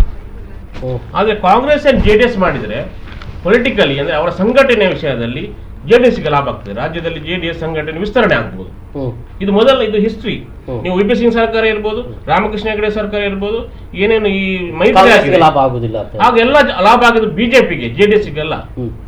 ಇಲ್ಲಿ ಕೂಡ ನೀವು ಕಾಂಗ್ರೆಸ್ ಅಂಡ್ JDS ಮಾಡಿದ್ರೆ ರಾಜ್ಯದ ಇತರ ಜಿಲ್ಲೆಯಲ್ಲಿ ಕೂಡ JDS ಸಂಘಟನೆ ಇದಾಗ್ತದೆ. ಅದೇ JDS ಅಂಡ್ ಬಿಜೆಪಿ ಮಾಡಿದಾಗ ಬಿಜೆಪಿಗೆ ಲಾಭ ಜಾಸ್ತಿ. ಸುಮಾರು ಜಿಲ್ಲೆಯಲ್ಲಿ ನಿಮ್ಗೆ ಗೊತ್ತಿದ್ದಾಗೆ ಕೋಲಾರ, ಚಿಕ್ಕಬಳ್ಳಾಪುರ, ಮೈಸೂರು ಇಂಥ ಜಿಲ್ಲೆಯಲ್ಲಿ ಬಿಜೆಪಿ ಪ್ರೆಸೆನ್ಸ್ ತುಂಬಾ ಕಡಿಮೆ ಇದೆ. ಅವರಲ್ಲಿ ಪ್ರಬಲವಾದ ಇದಿಲ್ಲ, ಈಗ ಗದಗ ಕೆಲವೊಂದು ಕಡೆಯಲ್ಲಿ ಇಲ್ಲ. ಸೊ ಅಂತ ಕಡೆಯಲ್ಲಿ ಬಿಜೆಪಿಗೆ ಪ್ರವೇಶ ಮಾಡ್ಲಿಕ್ಕೆ ಸಾಧ್ಯ ಆಗ್ತದೆ, ಅವರ ಸಂಘಟನೆ ಜಾಸ್ತಿ ಆಗ್ತದೆ. ಸೊ ಅದನ್ನು ಕೂಡ ಇನ್ನೊಂದು ಈ ಎಲ್ಲ ತೀರ್ಮಾನಕ್ಕೆ ಮೊದಲು 2019 ಲೋಕಸಭೆ ಚುನಾವಣೆಯನ್ನು ಕೂಡ ದೇವೇಗೌಡರು ಅಂತ ಮಾಜಿ ಪ್ರಧಾನಿ ದೇವೇಗೌಡರು ಮತ್ತೆ ಕುಮಾರಸ್ವಾಮಿ, ಸಿದ್ದರಾಮಯ್ಯ ಇದನ್ನು ಮನಸ್ಸಿನಲ್ಲಿ ಇಟ್ಟುಕೊಂಡೇ ಒಂದು ಲೆಕ್ಕಾಚಾರಕ್ಕೆ ಹೋಗ್ತಾರೆ. ಯಾಕಂದ್ರೆ ಇನ್ನೊಂದು 6 ತಿಂಗಳಲ್ಲಿ ಅಥವಾ 1 ವರ್ಷದಲ್ಲಿ ಚುನಾವಣೆ ಬರ್ತದೆ. ಒಂದು ಘಟನೆ ಆಗ್ಬೋದು, ಒಂದು ಇದು ಆಗ್ಬೋದು. ಆಗ ಏನು ಈ JDS ಬಿಜೆಪಿ ಒಟ್ಟಿಗೆ ಹೋದ್ರೆ ಅವರ ಪರಿಸ್ಥಿತಿ ಏನು? ಓಕೆ, ಮುಂದೆ ಮತ್ತೆ ನಾನು ಒಂದಷ್ಟು ಅಂಶಗಳನ್ನ ಕೇಳ್ಬೋದು. ಅಂದ್ರೆ ಮುಖ್ಯಮಂತ್ರಿ ಯಾರಾದ್ರೆ ಹೇಗೆ, ಯಾವ ರೀತಿ ಅನ್ನೋದು ನೀವೇನು ನೀವು ಹೇಳ್ತಾ ಇರುವಾಗ ಅಂದ್ರೆ JDS ಮತ್ತು ಬಿಜೆಪಿ ಆದ್ರೆ ಅಥವಾ ಬಿಜೆಪಿ ಮತ್ತು ಕಾಂಗ್ರೆಸ್ ಆದ್ರೆ, ಇಲ್ಲಿ JDS ಅವರು ಹೇಳಿದ ಹಾಗೆ ನಮಗೆ ಎಲ್ಲರಿಗೂ ಕಾಣ್ತಾ ಇರೋದು ಅಂದ್ರೆ JDS ನಾವು ಜಾತ್ಯತೀತ ಅಂತ ಎಷ್ಟೇ ದೊಡ್ಡ ಬೋರ್ಡ್ ಹಾಕೊಂಡ್ರು ಕೂಡ ಅದು ಜಾತ್ಯತೀತ ಅನ್ನುವ ಮನಸ್ಥಿತಿ ಇರಲಿಲ್ಲ. ಅದು ಅಧಿಕಾರ ಮತ್ತು ಹಣ ಎರಡರ ಹಿಂದೆ ಮಾತ್ರ ಇರುವಂತದ್ದು. ಇದು ಸ್ಪಷ್ಟವಾಗಿ ಎಲ್ಲರಿಗೂ ಗೊತ್ತಾಗಿರುವಂತಹ ಸತ್ಯ. ಸೊ ಅದರಿಂದ ಸಾಧ್ಯತೆಗಳು ಹೆಚ್ಚಾಗಿ ಮತ್ತೆ ಇವರು ಕಾಂಗ್ರೆಸ್ ಚುನಾವಣೆಗೆ ಹೋದಾಗ ಅಂದ್ರೆ ಅತಿ ಹೆಚ್ಚಾಗಿ ಸೆಳೆಯುವ ಅಂದ್ರೆ ಪಕ್ಷವಾಗಿ ಹೋಗಿದ್ರೆ ಅದಕ್ಕೆ ಅಧಿಕಾರ ಸಿಗುವ ಅಥವಾ ಮತದಾರನ ಸೆಳೆಯುವ ಒಂದು ಪ್ರಯತ್ನದಲ್ಲಿ ವಿಫಲ ಆಗ್ತಾ ಇದೆ ಅಂತ. ಅಂದ್ರೆ ಅದು ಈಗಿನ ಸ್ಥಿತಿಯಲ್ಲಿ ಸಂಘ ಪರಿವಾರ ಅಂತ ಏನು ಕಾಣ್ತಾ ಇದೆ ನಮಗೆ, ಅಥವಾ RSS ಅಂತ ಹೇಳ್ತದೆ, ಅಂದ್ರೆ ಟ್ರೇನ್ಡ್ ಕೆಡರ್ಗಳನ್ನು ರೆಡಿ ಮಾಡಿ ಚುನಾವಣೆಗೆ ಕಳಿಸುವುದು, ಅಂತಹ ಒಂದು ಸ್ಥಿತಿಯಲ್ಲಿ ಕಾಂಗ್ರೆಸ್ ಇಲ್ಲ. ಅಂದ್ರೆ ಒಂದು ಕಾಲದಲ್ಲಿ ಕಾಂಗ್ರೆಸ್ನಲ್ಲಿ ಸೇವಾದಳ ಅಂತ ಈಗಲೂ ಕೂಡ ಇದೆ, ಸೇವಾದಳ ಅಂತ ಇತ್ತು. ಅಂದ್ರೆ ಆ ಸಮಯದಲ್ಲಿ ಸೇವಾದಳದ ನಿರ್ದೇಶನದಂತೆ ಕಾಂಗ್ರೆಸ್ ನಡೀತಾ ಇತ್ತು. ಅಲ್ಲಿ ಥಿಂಕ್ ಟ್ಯಾಂಕ್ ಅಂದ್ರೆ ಬುದ್ಧಿಜೀವಿಗಳು ಅಥವಾ ಚಿಂತಕರು ಅಂದ್ರೆ ಏನ್ ನಡಿಬೇಕು ಅಂತದೆಲ್ಲ ಯೋಚನೆ ಮಾಡ್ತಾ ಇದ್ರು. ಈಗ ಏನಾಗಿದೆ ಅಂದ್ರೆ ಆಡಳಿತದಲ್ಲಿರುವವರು ಶಾಸಕರು ಅಥವಾ ಪೇರೆಂಟ್ ಬಾಡಿ ಏನಿದೆ ಅದು ಸೇವಾದಳ ಬಗ್ಗೆ ನಿರ್ದೇಶನ ಕೊಡ್ತಾ ಇದೆ. ನೀವೊಂದು ಕಾರ್ಯಕ್ರಮ ಮಾಡಿ, ಒಂದು ನಡೆಸಿ, ಅಂದ್ರೆ ಇದು ಲೆಕ್ಕನ್ನ ತೆಕ್ಕಕ್ಕೆ ತಗೊಳ್ಳೋದು. ಅಂದ್ರೆ ಇಲ್ಲಿ ನಾಯಿ ಬಾಲವನ್ನ ಅಲ್ಲಾಡಿಸೋದು, ಬಾಲವನ್ನು ನಾಯಿ ಅಲ್ಲಾಡಿಸೋದು, ಈ ರೀತಿ ಪರಿಸ್ಥಿತಿ ಬಂದಿದೆ. ಸೊ ಆದ್ರಿಂದ ಇವತ್ತಿನ ಸ್ಥಿತಿಯಲ್ಲಿ ಕಾಂಗ್ರೆಸ್ ಅಂದ್ರೆ ಇವರು ಹೇಳಿದಾಗೆ ಪೂರ್ತಿ ಹದಗೆಟ್ಟು ಹೋಗಿದೆ. ಈಗ ಚುನಾವಣೆಗೆ ಹೋಗಿರುವುದವರು ಸಿದ್ದರಾಮಯ್ಯರ ಆಡಳಿತದ ಇದರಲ್ಲಿ ಹೊರತು ಒಂದು ಪಕ್ಷವಾಗಿ ಹೋಗಿಯೇ ಇಲ್ಲ, ಪಕ್ಷವಾಗಿ ಸಂಘಟಿತರಾಗಿಯೇ ಇಲ್ಲ. ಮುಖ್ಯವಾಗಿ ಯುವಕರನ್ನ ಅಂದ್ರೆ ಯುವಕರು ಆದಷ್ಟು ದೊಡ್ಡ ಪ್ರಮಾಣದಲ್ಲಿ ಬಿಜೆಪಿಯೊಂದಿಗೆ ಬೆಳೆಸಿದ್ದಾರೆ. ಇವರು ನಂಬಿಕೊಂಡಿರುವ ಮಾತಿಗೆ ಒಂದು JDS ನ ಸೆಕ್ಯುಲರಿಸಂ. ನೀವು ನಿನ್ನೆ ಈ ಮತದಾನ ಆದ್ಮೇಲೆ ಆಂಧ್ರ ಪ್ರದೇಶದ ಹೈದರಾಬಾದ್ನ ಒಂದು ಸಂಸ್ಥೆ ಒಂದು ಸರ್ವೆ ಮಾಡಿತ್ತು, ಯಾವ ಜಾತಿಯವರು ಯಾರಿಗೆ ವೋಟ್ ಹಾಕಿದ್ದಾರೆ ಅಂತ. ಮುಸ್ಲಿಮ್ಸ್ 81% ಕಾಂಗ್ರೆಸ್ಗೆ ಹಾಕಿದ್ದಾರೆ. ಆದ್ರೆ ಒಕ್ಕಲಿಗರ ಪಾರ್ಟಿಯನ್ನು JDSಗೆ ಒಕ್ಕಲಿಗರು ಅಷ್ಟು ಹಾಕ್ಲಿಲ್ಲ, ಅವ್ರು ಬರೀ 53% ಹಾಕಿದ್ರು. ಈಗ ಒಕ್ಕಲಿಗರು JDSಗೆ ಹಾಕದಿದ್ದಾಗ, ಸಾರಿ ಮುಸ್ಲಿಮರು JDSಗೆ ವೋಟ್ ಹಾಕದಿದ್ದಾಗ ಅವ್ರು ಯಾಕೆ ಸೆಕ್ಯುಲರಿಸಂ ಇಟ್ಕೋಬೇಕು? ಒಂದು ಪ್ರಶ್ನೆ ದೇವೇಗೌಡರಿಗೆ ಬರ್ತದೆ, ಒಂದು ಪ್ರಶ್ನೆ ಆಗ್ತಾರೆ. ಆಮೇಲೆ ಕಾಂಗ್ರೆಸ್ ಏನಾಗಿದೆ, ಸಂಘಟನಾತ್ಮಕವಾಗಿ ಕ್ಯಾಡರ್ ಬೇಸ್ ಪಾರ್ಟಿ ಅಲ್ಲದು. ಮತ್ತೆ ಆಕ್ಚುಲಿ ನನ್ನ ಪ್ರಕಾರ ಅದಕ್ಕೊಂದು ರಾಜಕೀಯ ಪಕ್ಷದ ಸ್ವರೂಪವೇ ಇಲ್ಲ. ಈಗ ಈ ಕೇಂದ್ರ ಸರ್ಕಾರ ಇಷ್ಟೊಂದು ಅನಾಹುತಕಾರಿ ಕಾರ್ಯಕ್ರಮ ಬಂದಾಗ, ಈಗ ನೋಟ್ ಬ್ಯಾನ್ ಮಾಡಿದ್ರು, ಕಾಂಗ್ರೆಸ್ ಏನು ಮಾಡಿದ್ರು? ಇಷ್ಟು ಗ್ಯಾಸ್ ರೇಟ್ ಜಾಸ್ತಿ ಆಗಿದೆ, ಪೆಟ್ರೋಲ್ ರೇಟ್ ಜಾಸ್ತಿ ಆಗಿದೆ, ಕಾಂಗ್ರೆಸ್ ಏನು ಮಾಡಲಿಲ್ಲ. ಫಸ್ಟಿಗೆ ನೋಟ್ ಅಮಾನ್ಯ ಆದಾಗ ಕಾಂಗ್ರೆಸ್ ಅದನ್ನು ಸ್ವಾಗತಿಸಿದ್ರು. ಇಲ್ಲಿ ಓಕೆ, ಈಗ ಅವರು ಬಂದ್ರೆ ಇವರು ಬಂದ್ರೆ ಹೀಗೆ. ಇಲ್ಲಿ ಮುಖ್ಯಮಂತ್ರಿ ಗಾದಿ ಇರುವವರು ಮುಖ್ಯಮಂತ್ರಿ ನೋಡಿ, ಒಂದು ಸೈಜೇಬಲ್ ವೋಟ್ ಒಂದು 40-45 ಸೀಟ್ JDS ಬಂದ್ರೆ ಕುಮಾರಸ್ವಾಮಿಯೇ ಮುಖ್ಯಮಂತ್ರಿ. ಯಡಿಯೂರಪ್ಪ ಆಗ್ಲಿ ಸಿದ್ದರಾಮಯ್ಯ ಆಗ್ಲಿ ಈ ಬಾರಿ ಮುಖ್ಯಮಂತ್ರಿ ಆಗೋದು ಸಿದ್ದರಾಮಯ್ಯ ಇಲ್ಲ, ಅವ್ರು ಕೊಕ್ ಬಿಡಿ. ಒಂದು ಲೇಪರ್ ಒಂದು ಸ್ವಲ್ಪ 1-2 ಸೀಟ್ ಕಡಿಮೆ ಇದೆ. ಯಾರು ಇಂಡಿಪೆಂಡೆಂಟ್ ಬರ್ತಾರೆ ಅಂದ್ರೂ ಸಿದ್ದರಾಮಯ್ಯ CM ಆಗುದಿಲ್ಲ ಈ ಸರ್ತಿ. ಅದು ಯಾರು ದಲಿತ ಅಂದ್ರೆ ಯಾರು ಆಲ್ರೆಡಿ ಸ್ಟೇಟ್ಮೆಂಟ್ ಕೊಟ್ಟಾಗಿದೆ. ಅವರು ಲೋಕೋಪಯೋಗಿ ಸಚಿವರಾಗಿದ್ದ HC ಮಹದೇವರಿಗೆ ಸೀಟ್ ಬಿಟ್ಟು ಕೊಡ್ಲೇಬೇಕು. ಯಾಕಂದ್ರೆ ಒಂದು ಥಂಬಿಂಗ್ ಮೆಜಾರಿಟಿ ಬಂದಿದ್ರೆ 125 ಸೀಟ್ ಬರುದಾದ್ರೆ ಬಂದಿದ್ರೆ 1 ವರ್ಷ ಸಿದ್ದರಾಮಯ್ಯ ಮುಖ್ಯಮಂತ್ರಿ ಆಗ್ತಿದ್ರು. ಆಮೇಲೆ ಲೋಕಸಭೆ ನಾನಿಲ್ಲಿ ಸಮ್ಮಿಶ್ರ ಸರ್ಕಾರ ಆದಾಗ ಒಂದ್ ವೇಳೆ ಕುಮಾರಸ್ವಾಮಿ ಅಣತಿಯಂತೆ ಕಾಂಗ್ರೆಸ್ ಆದ್ರೆ ಕಾಂಗ್ರೆಸ್ ನಲ್ಲಿ ಸಿದ್ದರಾಮಯ್ಯ ಆಗೋದಿಲ್ಲ, ಮತ್ತೆ ಒಂದಾ ಪರಮೇಶ್ವರ್ ಅಥವಾ ಖರ್ಗೆ ಅಲ್ಲ. ಒಂದು ವೇಳೆ ಕಾಂಗ್ರೆಸ್ನೊಂದಿಗೆ ಮೈತ್ರಿ ಮಾಡ್ಕೊಳ್ಳುವಂತ ಸಂದರ್ಭ ಬಂದ್ರೆ JDSಗೆ ಯಾವ ಕಾರಣಕ್ಕೂ ಸಿದ್ದರಾಮಯ್ಯನವರು ಬೆಂಬಲಿಸುವುದೇ ಇಲ್ಲ. ಇಲ್ಲಿ ಬೇರೆ ಯಾರು ಬರ್ತಾರೆ ಖಂಡಿತವಾಗ್ಲು. ಬಿಜೆಪಿ ಬಂದ್ರೆ ಅಲ್ಲಿ ಕೂಡ ಯಡಿಯೂರಪ್ಪ CM ಆಗುದಿಲ್ಲ. ಅವರ JDS CM ಕ್ಯಾಂಡಿಡೇಟೇ ಬೇರೆ. ಈ ಮಿಲಿಜುಲಿ ಸರ್ಕಾರ, ಮೈತ್ರಿ ಸರ್ಕಾರ ಬಂದ್ರೆ ಬಿಜೆಪಿ ಅಂಡ್ JDS ಆದ್ರೆ ಅವ್ರು ಯಾವ ಕಾರಣಕ್ಕೂ ಯಡಿಯೂರಪ್ಪನ್ನು ಒಪ್ಪುದಿಲ್ಲ, ಬೇರೆ ಒಬ್ಬ ಕ್ಯಾಂಡಿಡೇಟ್ ಬರ್ತಾನೆ.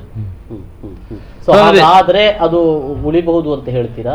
ಅದು ಡಿಪೆಂಡ್ಸ್ ಅಂತ ಅದು ಸರ್ಕಾರ ಹೇಗೆ ಪರ್ಫಾರ್ಮ್ ಮಾಡ್ತೇವೆ ಅನ್ನೋ ಮೇಲೆ.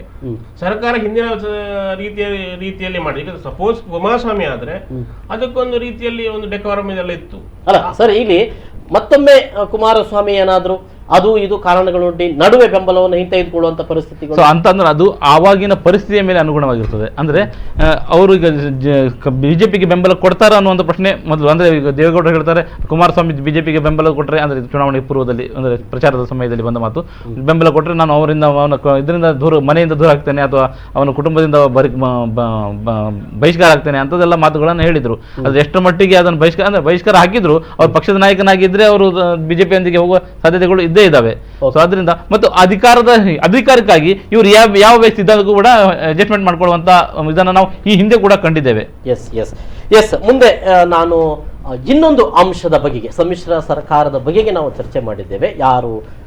ಯಾವ ಪಕ್ಷಗಳು ಯಾವ ಪಕ್ಷದ ಜೊತೆಗೆ ಅಧಿಕಾರ ಮಾಡ್ತಾರೆ ಮತ್ತು ಯಾರನ್ನ, ಇಲ್ಲಿ ಬಹಳ ಮುಖ್ಯವಾಗಿ JDS ಕಿಂಗ್ ಮೇಕರ್ ಆಗಿರೋದ್ರಿಂದ JDS ಇಂಥವನೇ ಮುಖ್ಯಮಂತ್ರಿ ಆಗಬೇಕು ಅಂತಲೂ ಕೂಡ ಹೇಳ್ಬೋದು. ಇಂಥ ಪರಿಸ್ಥಿತಿಗಳು ಬಂದಾಗ ಏನಾಗಬಹುದು ಅಂತನ್ನುವಂಥದ್ದು. ಓಕೆ, ಮುಂದೆ ಯಾವ ಅಂಶಗಳ ಮೇಲೆ ಅಂತ ಅನ್ನೋದನ್ನು ಮುಂದಿನ ಭಾಗದಲ್ಲಿ ನಾನು ಹೇಳ್ತೇನೆ. ಒಂದು ಸಣ್ಣ ಬ್ರೇಕ್ ತಗೊಳ್ತೇನೆ. ಬ್ರೇಕ್ ನಂತರ ಮತ್ತೆ ಈ ಕಾರ್ಯಕ್ರಮ ಮುಂದುವರಿತೆ. ಎಲ್ಲೂ ಹೋಗಬೇಡಿ. ಮತ್ತೆ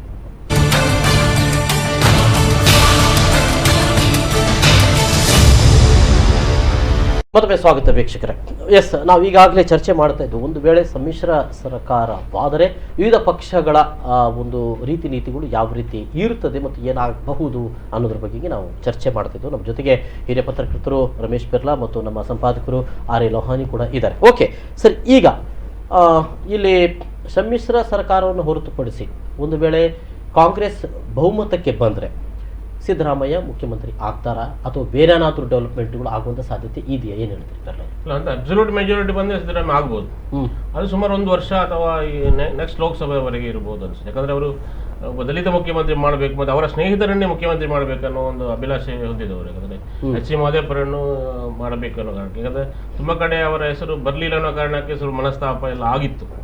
ಈ ಹಿನ್ನೆಲೆಯಲ್ಲಿ ನನ್ನ ಪ್ರಕಾರ ಒಂದು ಆರಂಭದಲ್ಲಿ 1 ವರ್ಷ ಖರ್ಗೆ ಇದ್ದಾರೆ, ಪರಮೇಶ್ವರ್ ಇದ್ದಾರೆ, ಅದು ಏನಿದ್ರು ಈಗ ಕಾಂಗ್ರೆಸ್ ಇರುವುದು ಸಿದ್ದರಾಮಯ್ಯನ ಬೆಂಬಲಿಸಿ. ಈಗ ಕಾಂಗ್ರೆಸ್ ನಲ್ಲಿ ಸಿದ್ದರಾಮಯ್ಯ, ನಾನು ಆಗಲೇ ಹೇಳಿದೆ, ಇವತ್ತು ಚುನಾವಣೆಗೆ ಹೋಗಿದ್ದು ಪಕ್ಷವಾಗಿ ಹೋಗ್ಲಿಲ್ಲ, ಅದು ಸಿದ್ದರಾಮಯ್ಯನ ಹೆಸರಿನಲ್ಲಿ ಮತ್ತು ಸಿದ್ದರಾಮಯ್ಯ ಆಡಳಿತದ ಹೆಸರಿನಲ್ಲಿ ಹೋಗಿದ್ದು.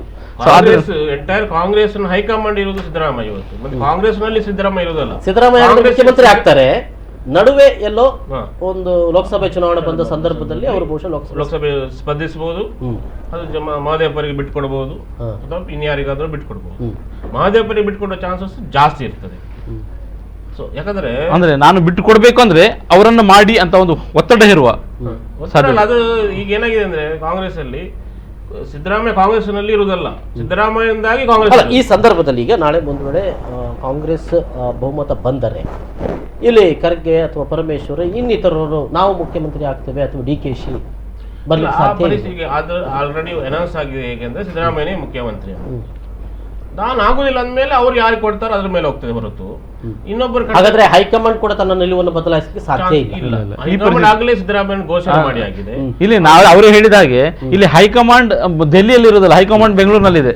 ಅಂದ್ರೆ ಹೈಕಮಾಂಡ್ ಇಲ್ಲಿ ಸಿದ್ದರಾಮಯ್ಯನೇ ಹೈಕಮಾಂಡ್. ಸೊ ಅಂತ ಸಾಧ್ಯತೆ ಇಲ್ಲ ಅಂತ ಅನ್ನುವಂಥದ್ದು. ಓಕೆ, ಇದನ್ನೇ ನಾನು BJP ಬಹುಮತ ಬಂದ್ರೆ ಒಂದು ವೇಳೆ ಪರಿಸ್ಥಿತಿ ಏನಾಗುತ್ತೆ? ನನ್ನ ಪ್ರಕಾರ ಯಡಿಯೂರಪ್ಪ ಆಗುವುದಿಲ್ಲ. ನನ್ನ ಪ್ರಕಾರ ಅನಂತಕುಮಾರ್ ಹೆಗಡೆ ಫಸ್ಟ್ ಚಾಯ್ಸ್, ತಪ್ಪಿದ್ರೆ ಸಂತೋಷ್. ಇವರನ್ನು ಇದು ಆಗುದಿಲ್ಲ ಅಂದಮೇಲೆ ಯಡಿಯೂರಪ್ಪ ಆಗ್ಬೋದು. ಯಾಕೆ ಯಡಿಯೂರಪ್ಪನ ಮಾಡ್ತಾರೆ ಅಂದ್ರೆ ಲೋಕಸಭಾ ಎಲೆಕ್ಷನ್ ಬರ್ತಾ ಇದೆ. ಲೋಕಸಭಾ ಎಲೆಕ್ಷನ್ ಅಲ್ಲಿ ಮತ್ತೆ ಇದು ಪ್ಯಾಟರ್ನ್ ಹೇಗಿದೆ, ಲಿಂಗಾಯತರ ವೋಟಿಂಗ್ ಪ್ಯಾಟರ್ನ್ ಹೇಗಿದೆ ಅನ್ನೋ ಮೇಲೆ ಯಡಿಯೂರಪ್ಪನ ಆಯ್ಕೆ ಆಗ್ತದೆ. ನಿಜವಾಗಿ ಯಡಿಯೂರಪ್ಪ ಇವರ ಚಾಯ್ಸ್ ಅಲ್ಲ. ಘೋಷಣೆ ಪಬ್ಲಿಕ್ ಕನ್ಸೆಪ್ಷನ್ಗೆ ಮತ್ತೆ ಮತದಾರರನ್ನು ಇದು ಮಾಡಲಿಕ್ಕೆ ಬೇಕಾಗಿ ಮಾತ್ರ ಯಡಿಯೂರಪ್ಪರನ್ನು ಮಾಡಿದ್ದಾರೆ. ಅವರ ಫಸ್ಟ್ ಚಾಯ್ಸ್ ಅನಂತಕುಮಾರ್ ಹೆಗಡೆ, ತಪ್ಪಿದಲ್ಲಿ ಸಂತೋಷ್. ಯಡಿಯೂರಪ್ಪನ ಯಾಕೆ ಮಾಡಬಹುದು ಅಂದ್ರೆ ಈ ಸಲ BJPಗೆ ಎಷ್ಟು ಪ್ರತಿಶತ ಲಿಂಗಾಯತ ಓಟು ಬಿದ್ದಿದೆ, ವೀರಶೈವರ ಮತ ಎಷ್ಟು ಬಿದ್ದಿದೆ, ಆ ಬೇಸ್ ಮೇಲೆ ಅವರಿಗೆ ನಾಡೋದು ಲೋಕಸಭೆಯಲ್ಲಿ ಆ ಮತ ಬೇಕಾದ್ರೆ ಯಡಿಯೂರಪ್ಪನ ಮಾಡಬೇಕಾಗ್ತದೆ. ಎಲ್ಲ ಅಂಶವನ್ನು ಇಟ್ಕೊಂಡು ಇದು ಆಗ್ತದೆ. ಅಂದ್ರೆ ಯಡಿಯೂರಪ್ಪ ಇದ್ರು ಕೂಡ ಅವರು ಸಿದ್ದರಾಮಯ್ಯ ಹೇಗೆ ನಾಳೆ ಹೋಗಿ ಅವರು ಡೆಲ್ಲಿಗೆ ಹೋಗಿ ಇದು ಮಾಡ್ತಾರೆ ಪ್ರಶ್ನೆ ಇಲ್ಲ. ಅವರು ಡೆಲ್ಲಿಗೆ ಹೋಗೋ ಅಗತ್ಯವೇ ಇಲ್ಲ. ಅವು ಯಾಕೆ ಡೆಲ್ಲಿಗೆ ಹೋಗ್ಬೇಕು? ಅವ್ರನ್ನ ಆಹ್ವಾನಿಸ್ಲಿಕ್ಕೆ ಡೆಲ್ಲಿಗೆ ಅವ್ರು ಬರ್ಬೇಕು ಇಲ್ಲಿಗೆ. ಯಾಕೆ ಅವರು ಆ ಮಾತನ್ನು ಆಡಿದ್ದಾರೆ ಯಡಿಯೂರಪ್ಪ. ಓಕೆ, ಇಲ್ಲಿ ಒಂದು ವೇಳೆ ಯಡಿಯೂರಪ್ಪ ಅವರನ್ನ ಅಲ್ಲಗಳೆಯುವಂತ ಸಂದರ್ಭದಲ್ಲಿ ಏನಾಗ್ಬೋದು? ಅಲ್ಲ ಅಂತದ್ದು ಏನೂ ಆಗುದಿಲ್ಲ. ನಿಮ್ಮ ಅಭಿಪ್ರಾಯ? ನಾನು ಹೇಳ್ತಾ ಅಂತದ್ದು ಏನೂ ಆಗುದಿಲ್ಲ ಅಂತ. ಇಲ್ಲಿ ಬಿಜೆಪಿಯ ಯಾವುದೇ ಯಡಿಯೂರಪ್ಪನ ವರ್ಚಸ್ಸು ಇದೆ ಅಂತ, ಅಂದ್ರೆ ಒಂದು ಕಾಲದ ವರ್ಚಸ್ಸು ಇದೆ ಅಲ್ಲ, ಆ ವರ್ಚಸ್ಸು ಯಾವುದು ಈಗ ಇಲ್ಲ. ಮತ್ತೆ ನೋಡಿ, ನೀವು ಗಮನಿಸಬೇಕಾದ ಒಂದು ಅಂಶ ಅಂತ ಹೇಳಿದ್ರೆ, ಇಡೀ ಚುನಾವಣೆಯಲ್ಲಿ ದಕ್ಷಿಣ ಕನ್ನಡದಲ್ಲಿ, ಉಡುಪಿಯಾದ ಕರಾವಳಿಯಲ್ಲಿ ರಾಜ್ಯದ ಯಾವುದಾದ್ರೂ ನಾಯಕರು ಬಂದಿದ್ದಾರಾ ಪ್ರಚಾರಕ್ಕಾಗಿ? ಇಲ್ಲ. ಇದೊಂದು ಅಂಶವನ್ನು ಗಮನಿಸಿ, ಸದಾನಂದ ಗೌಡರನ್ನು ಕೂಡ ಹಾಗಾದ್ರೆ ಯಡಿಯೂರಪ್ಪ ಅಮಿತ್ ಶಾ ಈಗ ಯಡಿಯೂರಪ್ಪ ಲಿಂಗಾಯತ ಲೀಡರ್ ಅಂತ, ಬಿಜೆಪಿಯಲ್ಲಿ ಲಿಂಗಾಯತ ಓಟ್ ತಂದು ಕೊಡುವವರು ಯಡಿಯೂರಪ್ಪ ಅಂತ ಇತ್ತು. ಆ ಲಿಂಗಾಯತ ಓಟ್ ಅನ್ನು ವಿಭಜನೆ ಮಾಡ್ಲಿಕ್ಕೆ ಈ ಲಿಂಗಾಯತ ಜಾತಿ ಇದು ಧರ್ಮದ ವೀರಶೈವ ಮತ್ತು ಲಿಂಗಾಯತ ಸಪರೇಟ್ ಮಾಡಿದ್ರು. ಅದರಲ್ಲಿ ಅವರು ಒಂದ್ ವೇಳೆ ಎಷ್ಟರ ಮಟ್ಟಿಗೆ ಕಾಂಗ್ರೆಸ್ ಇದಾಗಿದೆ ಗೊತ್ತಿಲ್ಲ. ಅಲ್ಲಿಗೆ ಲಿಂಗಾಯತ ಲೀಡರ್ ಎನ್ನುವಂತ ಯಡಿಯೂರಪ್ಪನ ಸ್ಟೇಚರ್ ಸ್ವಲ್ಪ ಕಡಿಮೆ ಮಾಡಿದ್ದಾರೆ. ತುಂಬಾ ಜನ ಕಾಂಗ್ರೆಸ್ ಅಲ್ಲೂ ಬೇರೆ ಬೇರೆ ಪಾರ್ಟಿಯಲ್ಲಿ ಲಿಂಗಾಯತ ಲೀಡರ್ ಏನಿದ್ರು ಕೂಡ ಮೊದಲು ಯಡಿಯೂರಪ್ಪ ಅವರು ಮುಖ್ಯಮಂತ್ರಿ ಮಾಡಬೇಕು ಮಾಡಬೇಕಾದ ಅಂದ್ರೆ ಎಷ್ಟು ಲೋಕಸಭೆ ಚುನಾವಣೆ, ಯಾಕಂದ್ರೆ ಲಿಂಗಾಯತರು ವೀರಶೈವರು ಇವರೊಟ್ಟಿಗೆ ಎಷ್ಟು ವೋಟ್ ಹಾಕಿದ್ದಾರೆ ಬಿಜೆಪಿಗೆ ಈ ಸತಿ. ಅಂದ್ರೆ ನಾರ್ತ್ ಕರ್ನಾಟಕದಲ್ಲಿ ವೋಟ್ ಆಗ್ಲಿಲ್ಲ, ಕಡಿಮೆ ಪ್ರತಿಶತ. ನಾರ್ತ್ ಕರ್ನಾಟಕದಲ್ಲಿ ನೀವು ನೋಡಿದ್ರೆ ವೋಟ್ ಪರ್ಸೆಂಟೇಜ್ ಕಡಿಮೆ ಇದೆ, ಕಡಿಮೆ ಆಗಿದೆ. ಅದು ಯಾವುದರ ಅಂಶ ಮೇಲೆ ಅಂತ ವಿಶ್ಲೇಷಣೆ ಮಾಡಬೇಕಾಗ್ತದೆ. ಆಮೇಲೆ ಎಷ್ಟು ಪ್ರತಿಶತ ಲಿಂಗಾಯತರು ವೀರಶೈವರು ಬಿಜೆಪಿ ವೋಟ್ ಹಾಕಿದ್ದಾರೆ, ಅದರ ಮೇಲೆ ಯಡಿಯೂರಪ್ಪನ ಭವಿಷ್ಯ ಇರುವುದು. ಅವರು ನೆಕ್ಸ್ಟ್ ನಮ್ಮ 2019 ಲೋಕಸಭಾ ಎಲೆಕ್ಷನ್ಗೂ ಅವ್ರು ಬೇಕಾ? ಅವರನ್ನು ಮುಖ್ಯಮಂತ್ರಿ ಮಾಡಿದ್ರೆ ಆಗ್ತದ? ಲಾಭ ಇದೆಯಾ ಅಂತ, ಈಗ ನಷ್ಟ ಆಗ್ತದ? ಇದನ್ನು ವಿಶ್ಲೇಷಣೆ ಮಾಡ್ತದೆ ಬಿಜೆಪಿ ಪಕ್ಷ. ಸೊ ಅದರ ಬೇಸಿಸ್ ಇಲ್ಲಿ ಒಂದು ವೇಳೆ ಅನಂತಕುಮಾರ್ ಹೆಗಡೆ ಅಥವಾ ಇನ್ನಿತರರನ್ನು ಮಾಡಿದಾಗ ಪಕ್ಷದಲ್ಲಿ ಗೊಂದಲಗಳು ಉಂಟಾಗುವುದಿಲ್ವೇ? ಇದನ್ನು ಇಲ್ಲ, ಖಂಡಿತವಾಗ್ಲೂ ನೋಡಿ, LK ಅದ್ವಾನಿ ಅಂತ ಮಹಾನ್ ನಾಯಕರನ್ನ ಬದಿಗೆ ಸರಿಸಿದ್ರೂ ಕೂಡ ಬಿಜೆಪಿಯಲ್ಲಿ ಯಾವುದೇ ಗೊಂದಲ ಆಗಲಿಲ್ಲ. ಹಾಗಿರುವಾಗ ಯಡಿಯೂರಪ್ಪ ಏನು ಅನ್ನುವಂಥ ಪ್ರಶ್ನೆ ಬರ್ತದೆ. ಸೊ ಅಂದ್ರೆ ಒಂದೇ ಪ್ರಶ್ನೆ, ನೀವು ಬೇರೆ ಪಾರ್ಟಿ ಮಾಡಿದವರು, ಪಾರ್ಟಿ ಬಿಟ್ಟು ಹೋದವರು, ಪಕ್ಷದ ನಿಷ್ಠೆ ಇಲ್ಲದ ವ್ಯಕ್ತಿ ನೀವು ಅಂತಂದ್ರೆ ಮತ್ತೆ ನಿಮ್ಮನ್ನ ಮುಖ್ಯಮಂತ್ರಿ ಮಾಡುವ ಪ್ರಶ್ನೆ ಎಲ್ಲಿಂದ ಬರ್ತದೆ? ಏನು ಉತ್ತರ ಕೊಡ್ತಾರೆ ಅವರು? ಅಂದ್ರೆ ಈಗ ನೀವು ಒಂದು ಬಹಳ ಸ್ಪಷ್ಟ ಇರಬಹುದು, ಬಿಜೆಪಿ ಹೈಕಮಾಂಡ್ ಅಲ್ಲಿ ಬಹಳ ಸ್ಪಷ್ಟ ಇರಬಹುದು, ಸ್ಪಷ್ಟವಾಗಿದೆ. ಅದನ್ನ ಯಡಿಯೂರಪ್ಪ ಅವರನ್ನ ಮುಖ್ಯಮಂತ್ರಿ ಗಾದಿಗೆ ಕೂತ್ಕೊಳಿಸುವುದಾಗಿದ್ದಲ್ಲಿ ಲಿಂಗಾಯತ ವೀರಶೈವ ಮತಗಳು ಬಿಜೆಪಿಯ ಮೇಲೆ ಎಷ್ಟು ಬಂದಿದೆ ಅಂತ ಅನ್ನೋದು ಒಂದು. ಸೊ ಅದರ ಮೇಲೆ ಅದು ತೀರ್ಮಾನವನ್ನು ತೆಗೆದುಕೊಳ್ತಾರೆ. ಒಂದು ಅತಿ ಹೆಚ್ಚು ಮತಗಳನ್ನು ಅದು ಪಡೆದಿದ್ರೆ ಅದು ಯಡಿಯೂರಪ್ಪ ಅವರು ಮುಖ್ಯಮಂತ್ರಿ ಮಾಡಲೇಬೇಕು. ನಡುವೆ ಒಂದು ವೇಳೆ ಎಲ್ಲಾದ್ರೂ ಯಡಿಯೂರಪ್ಪ ಅವರಿಗೆ ಮತ್ತೆ ಕೈ ಕೊಡುವಂತ ಸಾಧ್ಯತೆಗಳು ಇವಿಯಾ ಅಂತ ಅನ್ನೋದು ಅದು ಒಳಗಿನ ಇದಾಗ್ಬೋದು. ಇಲ್ಲಿ ಮತ್ತೆ ಇನ್ನೊಂದು, ಇಲ್ಲಿ ಮತ್ತೆ ಒಂದಷ್ಟು ಒಂದು ವೇಳೆ ಯಡಿಯೂರಪ್ಪ ಮುಖ್ಯಮಂತ್ರಿ ಆದ್ರೂ ಕೂಡ ಈಗಾಗಲೇ ಹೇಳ್ಕೊಳ್ತಾರೆ ಅನಂತಕುಮಾರ್ ಬಣ, ಮತ್ತೆ ಇಲ್ಲಿ ಒಂದಷ್ಟು ಅಥವಾ ಸಂತೋಷ್ ಜಿ ಬಣ, ಇವರೆಲ್ಲ ಒಂದಷ್ಟು ಭಿನ್ನಮತ ಚಟುವಟಿಕೆಗಳು ಆಗಬಹುದು. ಇಲ್ಲ, ಈಗ ಅನಂತಕುಮಾರ್ ಬಣ ಅನ್ನುವಂಥದ್ದು ಹೆಚ್ಚು ಕಾಣ್ತಾ ಇಲ್ಲ. ಈಗ ಸಂತೋಷ್ ಜಿ ಬಣ ಮಾತ್ರ ಇರುವಂತದ್ದು. ಸಂತೋಷ್ ಜಿ ಬಣದಲ್ಲಿ ನಮ್ಮ ದಕ್ಷಿಣ ಕನ್ನಡ ಜಿಲ್ಲೆಯಲ್ಲಿ ಬಹಳ ಪ್ರಭಾವಿತವಾಗಿ ಬೆಳೆದಿದೆ. ಸೊ ಅದರಿಂದ ಯಡಿಯೂರಪ್ಪನವರು ದಕ್ಷಿಣ ಕನ್ನಡ ಮತ್ತು ಉಡುಪಿಯ ಕರಾವಳಿಯಲ್ಲಂತೂ ಕಾಣ್ಲಿಕ್ಕೆ ಸಾಧ್ಯ ಇಲ್ಲ. ಈಗ ಅಂದ್ರೆ ಯಡಿಯೂರಪ್ಪ ಅಂದ್ರೆ ಒಂದು ಕಾಲದಲ್ಲಿ ಮೋದಿಗಿಂತ ಪ್ರಭಾವಿತರು ಅನ್ನುವಂಥ ಒಂದು ಇದಿತ್ತು. ಅಂದ್ರೆ ಮೋದಿ ಬರುವ ಸಮಯದಲ್ಲೂ ನರೇಂದ್ರ ಮೋದಿಯವರು ಪ್ರಧಾನಿಯಾದ ಬಳಿಕವೂ ಯಡಿಯೂರಪ್ಪ ಯಾವಾಗ ಅವರು KJPಗೆ ಹೋಗಿ ಬಿಜೆಪಿಗೆ ಬಂದ್ರು, ಅದರ ಬಳಿಕದ ವರ್ಚಸ್ಸು ಅವ್ರದ್ದು ಉಳಿಲಿಲ್ಲ. ಈಗಂತೂ ಇಲ್ಲವೇ ಇಲ್ಲ. ಅಂದ್ರೆ ಅವನನ್ನ ಇಲ್ಲವೇ ಇಲ್ಲ ಮಾಡಿದ್ದು ಬಿಜೆಪಿಯವರು ಉದ್ದೇಶಪೂರ್ವಕವಾಗಿ. ಅತಂತ್ರ ಅಂದ್ರೆ ಸಮ್ಮಿಶ್ರ ಸರ್ಕಾರ ಬಂದರೂ ಕೂಡ ಅಲ್ಲಿ ಯಡಿಯೂರಪ್ಪ ಅವರಿಗೆ ಅದು ಸಮ್ಮಿಶ್ರ ಸರ್ಕಾರ ಬಂದ್ರೆ ಅಲ್ಲಿ ಎರಡು ಅಭಿಪ್ರಾಯಗಳು. ಇನ್ನೊಂದು, ಒಂದು ವೇಳೆ ಕಾಂಗ್ರೆಸ್ ಸರ್ಕಾರ ಬಂತು ಹಾಗಾದ್ರೆ ಯಡಿಯೂರಪ್ಪ ಅವರ ರಾಜಕೀಯ ಅಂತ್ಯ ಅಂತ ಖಂಡಿತವಾಗಲು ಅಂದ್ರೆ ಹಾಗೆ ಅನಿಸ್ತಾ ಇದೆ. ಅಂದ್ರೆ ನಾವು ಈಗ ಬಿಜೆಪಿಯ ಹಿರಿಯ ನಾಯಕರನ್ನ ಒಂದು ಕಾಲದಲ್ಲಿ ಕಾಣ್ತಾ ಇದ್ವಿ. ಒಂದು ಕೆಟಗರಿ ಇತ್ತು, ಪಕ್ಷವನ್ನು ಕಟ್ಟಿ ಬೆಳೆಸಿದವರು ಅಂತ. ಇವರು ಕಟ್ಟಿ ಬೆಳೆಸಿದ ಪಟ್ಟಿಯಲ್ಲಿ ಬರ್ತಾರೆ ಯಡಿಯೂರಪ್ಪ ಕೂಡ. ಅಂತ ಕಟ್ಟಿ ಬೆಳೆಸಿದವರು ಅಂತ ಹೇಳುವಾಗ ವಯಸ್ಸಾದಾಗ ಅವರು ಸಹಜವಾಗಿಯೇ ಬದಿಗೆ ಸರಿಬೇಕು, ಇಲ್ಲಾಂದ್ರೆ ಬದಿಗೆ ಸರಿಸಲ್ಪಡ್ತಾರೆ. ಈಗ ಸರಿಸಲ್ಪಡುವ ಸ್ಥಿತಿಯಲ್ಲಿ ಯಡಿಯೂರಪ್ಪ ಇದ್ದಾರೆ. ಯಡಿಯೂರಪ್ಪ ಒಂದು ರೀತಿಯ ಹೋರಾಟಗ, ಒಂದು ಬಿಟ್ಟುಕೊಡೋ ಮನುಷ್ಯ ಅಲ್ಲ ಹೋರಾಟವನ್ನು. ಅವ್ರು ಬಿಟ್ಕೊಡ್ತಿದ್ರೆ ಅವರು KJP ಮಾಡ್ತಾ ಇರ್ಲಿಲ್ಲ. ತನಗೆ ಅನ್ಯಾಯ ಆದಾಗ, ತನಗೆ ಮತ್ತೆ ಮುಖ್ಯಮಂತ್ರಿ ಕೊಡ್ಲಿಲ್ಲ ಬಿಜೆಪಿಯಲ್ಲಿ ಅಂದಾಗ ಅವ್ರು ಸುಮ್ಮನೆ ಇರಬೇಕಿತ್ತು, ಸುಮ್ಮನೆ ಇರ್ಲಿಲ್ಲ. ಅವ್ರು ಪಕ್ಷ ಕಟ್ಟಿದ್ರು, ಇಡೀ ರಾಜ್ಯ ಓಡಾಡಿದ್ರು. ಸುಮ್ಮನೆ ಕೂರೋ ವ್ಯಕ್ತಿ ಅಲ್ಲ ಯಡಿಯೂರಪ್ಪ. ಅದ ನಾವು ಅದನ್ನ ಬಂಗಾರಪ್ಪರವರಿಗೆ ಹೋಲಿಸಬಹುದು. ಅದೇ ಮಣ್ಣಿನಿಂದ ಅದೇ ನೀರಿನಿಂದ ಬಂದವರು. ಸೊ ಅಂತದ್ದೇ ಹೋರಾಟದ ಮನಸ್ಥಿತಿ ಅವರಲ್ಲೂ ಕೂಡ ಇರಬಹುದು ಅಂತ. ಸೊ ಅವರ ಬೆಂಬಲಿಗರು ಕೂಡ ಅವರ ಜೊತೆ ಇರಬಹುದು. ಇವತ್ತು ಕೂಡ ಬಿಜೆಪಿಯಲ್ಲಿ ನಮ್ಮ ರಾಜ್ಯದಲ್ಲಿ ಸೈಸಬಲ್ ಫಾಲೋವರ್ಸ್ ಇರುವಂತಹ ವ್ಯಕ್ತಿ ಯಡಿಯೂರಪ್ಪರೇ. ಅದಕ್ಕೆ ಎರಡು ಇದಿಲ್ಲ, ಅದು ಪರಿವಾರದ ಇದಿರ್ಬೋದು, ಏನೇ ಇರ್ಬೋದು. ಒಬ್ಬ ಪೊಲಿಟಿಕಲ್ ಲೀಡರ್ ಆಗಿ, ಬಿಜೆಪಿ ಪೊಲಿಟಿಕಲ್ ಲೀಡರ್ ಆಗಿ ಹೈಯೆಸ್ಟ್ ಫಾಲೋವರ್ಸ್ ಇರುವುದು ಯಡಿಯೂರಪ್ಪರಿಗೆ. ಅದರಲ್ಲಿ ಎರಡು ಮಾತಿಲ್ಲ. ಅವರನ್ನ ತಕ್ಷಣಕ್ಕೆ ನಾವು ಇದು ಮಾಡ್ತಾರೆ, ಅದು ಮಾಡಿ ಇವರು ಸುಮ್ಮನೆ ಕೂರ್ತಾರೆ ಅನ್ನೋದು. ಅವರು ಸುಮ್ಮನೆ ಕೂರ್ತಾರೆ ಅಂದ್ರೆ ಪಕ್ಷದಲ್ಲಿ ಅಂತ ದೊಡ್ಡ ಬದಲಾವಣೆ ಏನೂ ಆಗುದಿಲ್ಲ. ಬಟ್ ಅವರು ಸುಮ್ಮನೆ ಕೂತ್ಕೊಳ್ತಾರೆ ಇಲ್ವೋ ಅನ್ನೋದು ಪ್ರಶ್ನೆ. ಅವರು ಮತ್ತೇನು ಮಾಡಿದ್ರೆ ಅದರ ಪ್ರಯೋಜನ ಅಂದ್ರೆ ಕೆಜಿಪಿ ಮಾಡಿದ್ರೆ ಏನು ಪ್ರಯೋಜನ ಆಗಲಿಲ್ಲ ಅವರಿಗೆ. ಹಾಗಾಗಿ ಮತ್ತೇನು ಮಾಡಿದ್ರು ಕೂಡ ಅವರಿಗೆ ಪ್ರಯೋಜನ ಆಗುವುದಿಲ್ಲ ಅಂತ ಅನ್ನುವಂಥದ್ದು ಟೋಟಲಿ ಆಗಿ ಏನ್ ಮಾಡಿದ್ರು ಸೈಡ್ ಲೈನ್ ಆಗುವಂತ ಸಾಧ್ಯತೆಗಳು ಬಿಜೆಪಿಯಲ್ಲಿ ಅವರು ಇರಬೇಕು. ಆದ್ರೆ ಪಕ್ಷವನ್ನ ಕಟ್ಟಿದವರು ನಮ್ಮ ಹಿರಿಯ ನಾಯಕರು ಅನ್ನುವ ಆಗಾಗ ಮುಖ ತೋರಿಸ್ಲಿಕ್ಕೆ ಅಷ್ಟೇ. ಎಸ್, ಸೊ ಅಂತ ನಾಯಕರಾಗಿ ಉಳಿತಾರೆ ಅಂತ ಅನ್ನುವಂಥದ್ದು. ಓಕೆ, ಇಲ್ಲಿ ಮತ್ತೆ ಕುಮಾರಸ್ವಾಮಿ ಅವರ ಬಗೆಗೆ ಬರೋಣ. ಇಲ್ಲಿ JDS ಆಡಳಿತ ನಡೆಸಲಿಕ್ಕೆ ಅವ್ರು ಹೇಳ್ತಾ ಇದ್ದಾರೆ ನಾವೇ ಆಡಳಿತ ನಡೆಸೋದು, ನಮ್ಮ ಕದ ತಟ್ಟುವುದು ಬೇಡ ಅಂತೇಳಿ. ಆದರೂ ಬಂದಿರುವ ಸಮೀಕ್ಷೆಗಳ ಪ್ರಕಾರ JDS ಇಲ್ಲಿ ಕಿಂಗ್ ಮೇಕರ್ ಆಗ್ತದೆ ಅನ್ನೋದು. ಹಾಗಿದ್ದಲ್ಲಿ ಕುಮಾರಸ್ವಾಮಿ ಅವರು ಏನು? ಅಲ್ಲಿ ಎರಡು ಇದೆ. ಕುಮಾರಸ್ವಾಮಿ ಅವರ ಪಾರ್ಟಿಗೆ ಎಷ್ಟು ಸೀಟ್ ಬರುತ್ತೆ, ಆಮೇಲೆ ಚಿಕ್ಕ ಪುಟ್ಟ ಪಕ್ಷ SDPI ಇರ್ಬೋದು, ಸ್ವತಂತ್ರ ಇರ್ಬೋದು, ಒಂದೆಷ್ಟು ಬರ್ತದೆ ಇದರಲ್ಲಿ ಥಿನ್ ಮೆಜಾರಿಟಿ ಕಡಿಮೆ, ಒಂದು 4-5 ಸೀಟ್ ಕಡಿಮೆ ಆಯ್ತು ಅಂದಾಗ ಇವರು ಸ್ವತಂತ್ರರು ಅವರಿಗೆ ಹೆಲ್ಪ್ ಮಾಡ್ಬೋದು, ಯಾವುದು ಕಾಂಗ್ರೆಸ್ ಬರಲಿ ಬಿಜೆಪಿಯಲ್ಲಿ. ಆದ್ರೆ ನಿಮಗೆ ಸೈಜಬಲ್ ಬೇಕು, ಒಂದು 20 ಸೀಟ್ ಬೇಕಂದಾಗ JDS ಹೋಗ್ಲೇಬೇಕಾಗ್ತದೆ. ಅದು ಯಾವ ರೀತಿ ಇದು ಅಂತ, ಯಾಕಂದ್ರೆ ಕುಮಾರಸ್ವಾಮಿ ಒಂದು ಅಚಲ ನಿರ್ಧಾರ ಏನಂದ್ರೆ ಅವರಿಗೆ ಹೋಗಿ ಸಿಂಗಾಪುರದಲ್ಲಿ ಕೂತ್ಕೊಂಡಿದ್ದಾರೆ ಕುಮಾರಸ್ವಾಮಿ. ಯಾವ ಬರ್ತಾರೆ ಗೊತ್ತಿಲ್ಲ, ನನ್ನ ಮನೆಗೆ ಯಾರು ಬರಬೇಡಿ ಅಂತ ಅಂದಿದ್ದಾರೆ. ಆದ್ರೆ ಅವರು ಬರಬೇಡಿ ಅಂದ್ರೆ ಕೂಡ ಈಗ ನಮಗೆ ಒಂದು ಪಾರ್ಟಿ ಒಂದು 20-40 ಜನ ಇವರ JDS MLS ಇದ್ರೆ 20 ಜನನು ಕೋಚಿಂಗ್ ಮಾಡಿದ್ರೆ ಅವರನ್ನು ಕುದುರೆ ವ್ಯಾಪಾರ ಮಾಡಿದ್ರೆ ಈ ಪಕ್ಷಾಂತರ ಕಾಯ್ದೆ ಪ್ರಕಾರ ಅದು ತಪ್ಪಾಗುದಿಲ್ಲ. 50% ಕೊಂಡು ಯಾವ ಪಕ್ಷ ಕೂಡ ಮಾಡಬಹುದು, ಬಿಜೆಪಿ ಕೂಡ ಮಾಡಬಹುದು, ಕಾಂಗ್ರೆಸ್ ಕೂಡ ಮಾಡಬಹುದು. ಮತ್ತೆ ಅಧಿಕಾರದ ಲಾಲಸೆ, ಅಧಿಕಾರದ ಆಸೆ ಜಾಸ್ತಿ ಇರೋದು ಬಿಜೆಪಿಗೆ. ಫಾಸ್ಟ್ನೆಸ್ಟ್ ಎಕ್ಸ್ಪರ್ಟೈಸ್ ಇರೋದು ಬಿಜೆಪಿ. ಕಾಂಗ್ರೆಸ್ ಮಾಡ್ತದೆ, ಟ್ರೈ ಮಾಡಬಹುದು ಅಷ್ಟು. ಕಾಂಗ್ರೆಸ್ ಪೂರ್ಣ ಪ್ರಮಾಣದಲ್ಲಿ ಸಿದ್ದರಾಮಯ್ಯರ ಕೈಯಲ್ಲಿ ಅಂದ್ರೆ ಅಂತದೊಂದು ಅಧಿಕಾರ ಕೊಟ್ರೆ ಅವ್ರು ಖಂಡಿತವಾಗ್ಲೂ ಮಾಡ್ತಾರೆ ಅಂತ.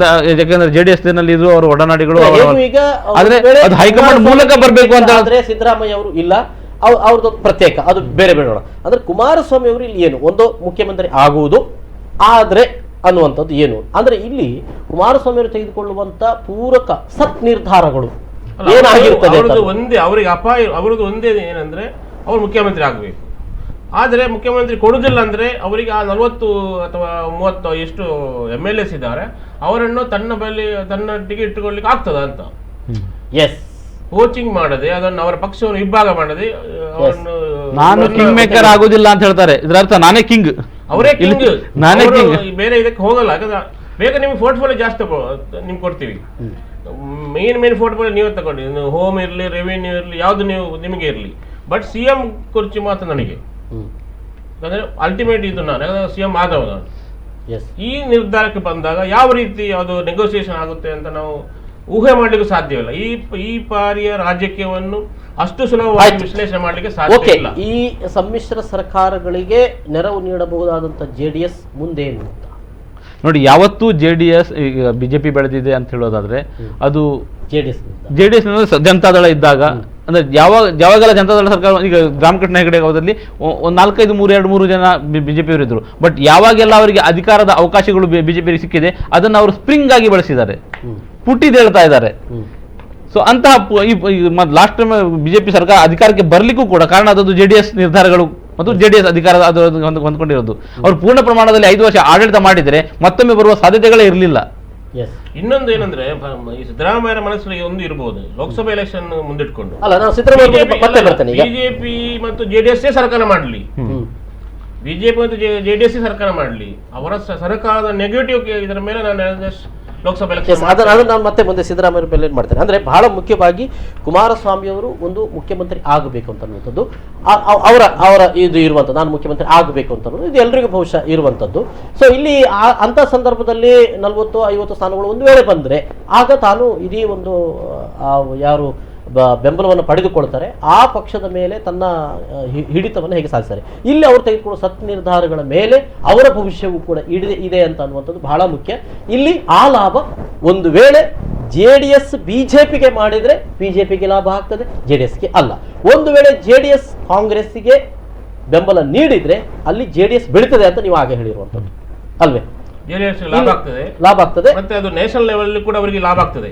ಯಾಕಂದ್ರೆ ಲೋಕಸಭಾ ಎಲೆಕ್ಷನ್ ಬಂದಾಗ ಕೆಲವೊಂದು ಸೀಟಿಗೆ ಇವರು ಬಾರ್ಗೇನ್ ಮಾಡಬಹುದು, ಕೆಲವು ರಾಜ್ಯದಲ್ಲಿ ಮಾಡಬಹುದು. ಎಸ್, ಕುಮಾರಸ್ವಾಮಿ ಕೂಡ ಒಬ್ಬ ದೊಡ್ಡ ನಾಯಕನಾಗಿ ಬೆಳಲಿಕ್ಕೆ ಸಾಧ್ಯತೆ ಇದೆ ಅಂತ ಅನ್ನುವಂಥದ್ದು. ದೇವೇಗೌಡರು ಕೂಡ ನಾಯಕನಾಗಿ ಬೆಳಿಬಹುದು ಅಂತ ಅವರು ನಾಯಕರಾಗಿದ್ದಾರೆ. ಬಟ್ ಅವರು ಈಗಿನ ವಯಸ್ಸಿನ ಸ್ಥಿತಿಯಲ್ಲಿ ಅಂದ್ರೆ ಇಡೀ ರಾಷ್ಟ್ರದ ರಾಜಕಾರಣವನ್ನ ದೇವೇಗೌಡರ ಬಗ್ಗೆನೇ ಕೇಳಬೇಕು. ಈಗ ಒಂದು ವೇಳೆ ಬಿಜೆಪಿ ಮತ್ತು ಜೆಡಿಎಸ್ ಒಂದು ವೇಳೆ ಸಮ್ಮಿಶ್ರ ಸರ್ಕಾರ ಮಾಡೋ ಸಂದರ್ಭದಲ್ಲಿ ದೇವೇಗೌಡರು ಯಾವ ನಿರ್ಧಾರವನ್ನು ತೆಗೆದುಕೊಳ್ತಾರೆ? ಕಳೆದ ಬಾರಿ ಅವರು ತೆಗೆದುಕೊಂಡ ನಿರ್ಧಾರ ಕುಮಾರಸ್ವಾಮಿ ಬಗೆಗೆ ಅವರು ಮುನಿಸಿಕೊಂಡದ್ದು ಹೌದು. ಮುನಿಸಿಕೊಂಡ್ರ ನಂತರ ಏನಾಯ್ತು ಅನ್ನೋದು ಪ್ರಶ್ನೆ. ಅಂದ್ರೆ ಇದು ಮುನಿಸಿ ತೋರಿಸುವುದು ಅಷ್ಟೇ, ಮುನಿಸಿಕೊಂಡದ್ದಲ್ಲ.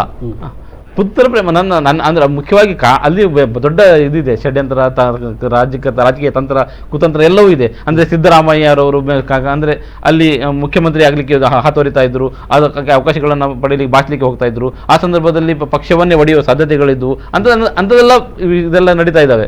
ಸೊ ಅದರಿಂದ ಅನಿವಾರ್ಯವಾಗಿ ನಾನು ಮಾಡಿದೆ ಅಂತ, ಅದು ಎಷ್ಟರ ಮಟ್ಟಿಗೆ ಸತ್ಯವೋ ಸುಳ್ಳೋ ಅದೆಲ್ಲ ಇನ್ನು ಸಪರೇಟ್ ಆಗಿ ಚರ್ಚೆ ಆಗುವಂಥದ್ದು.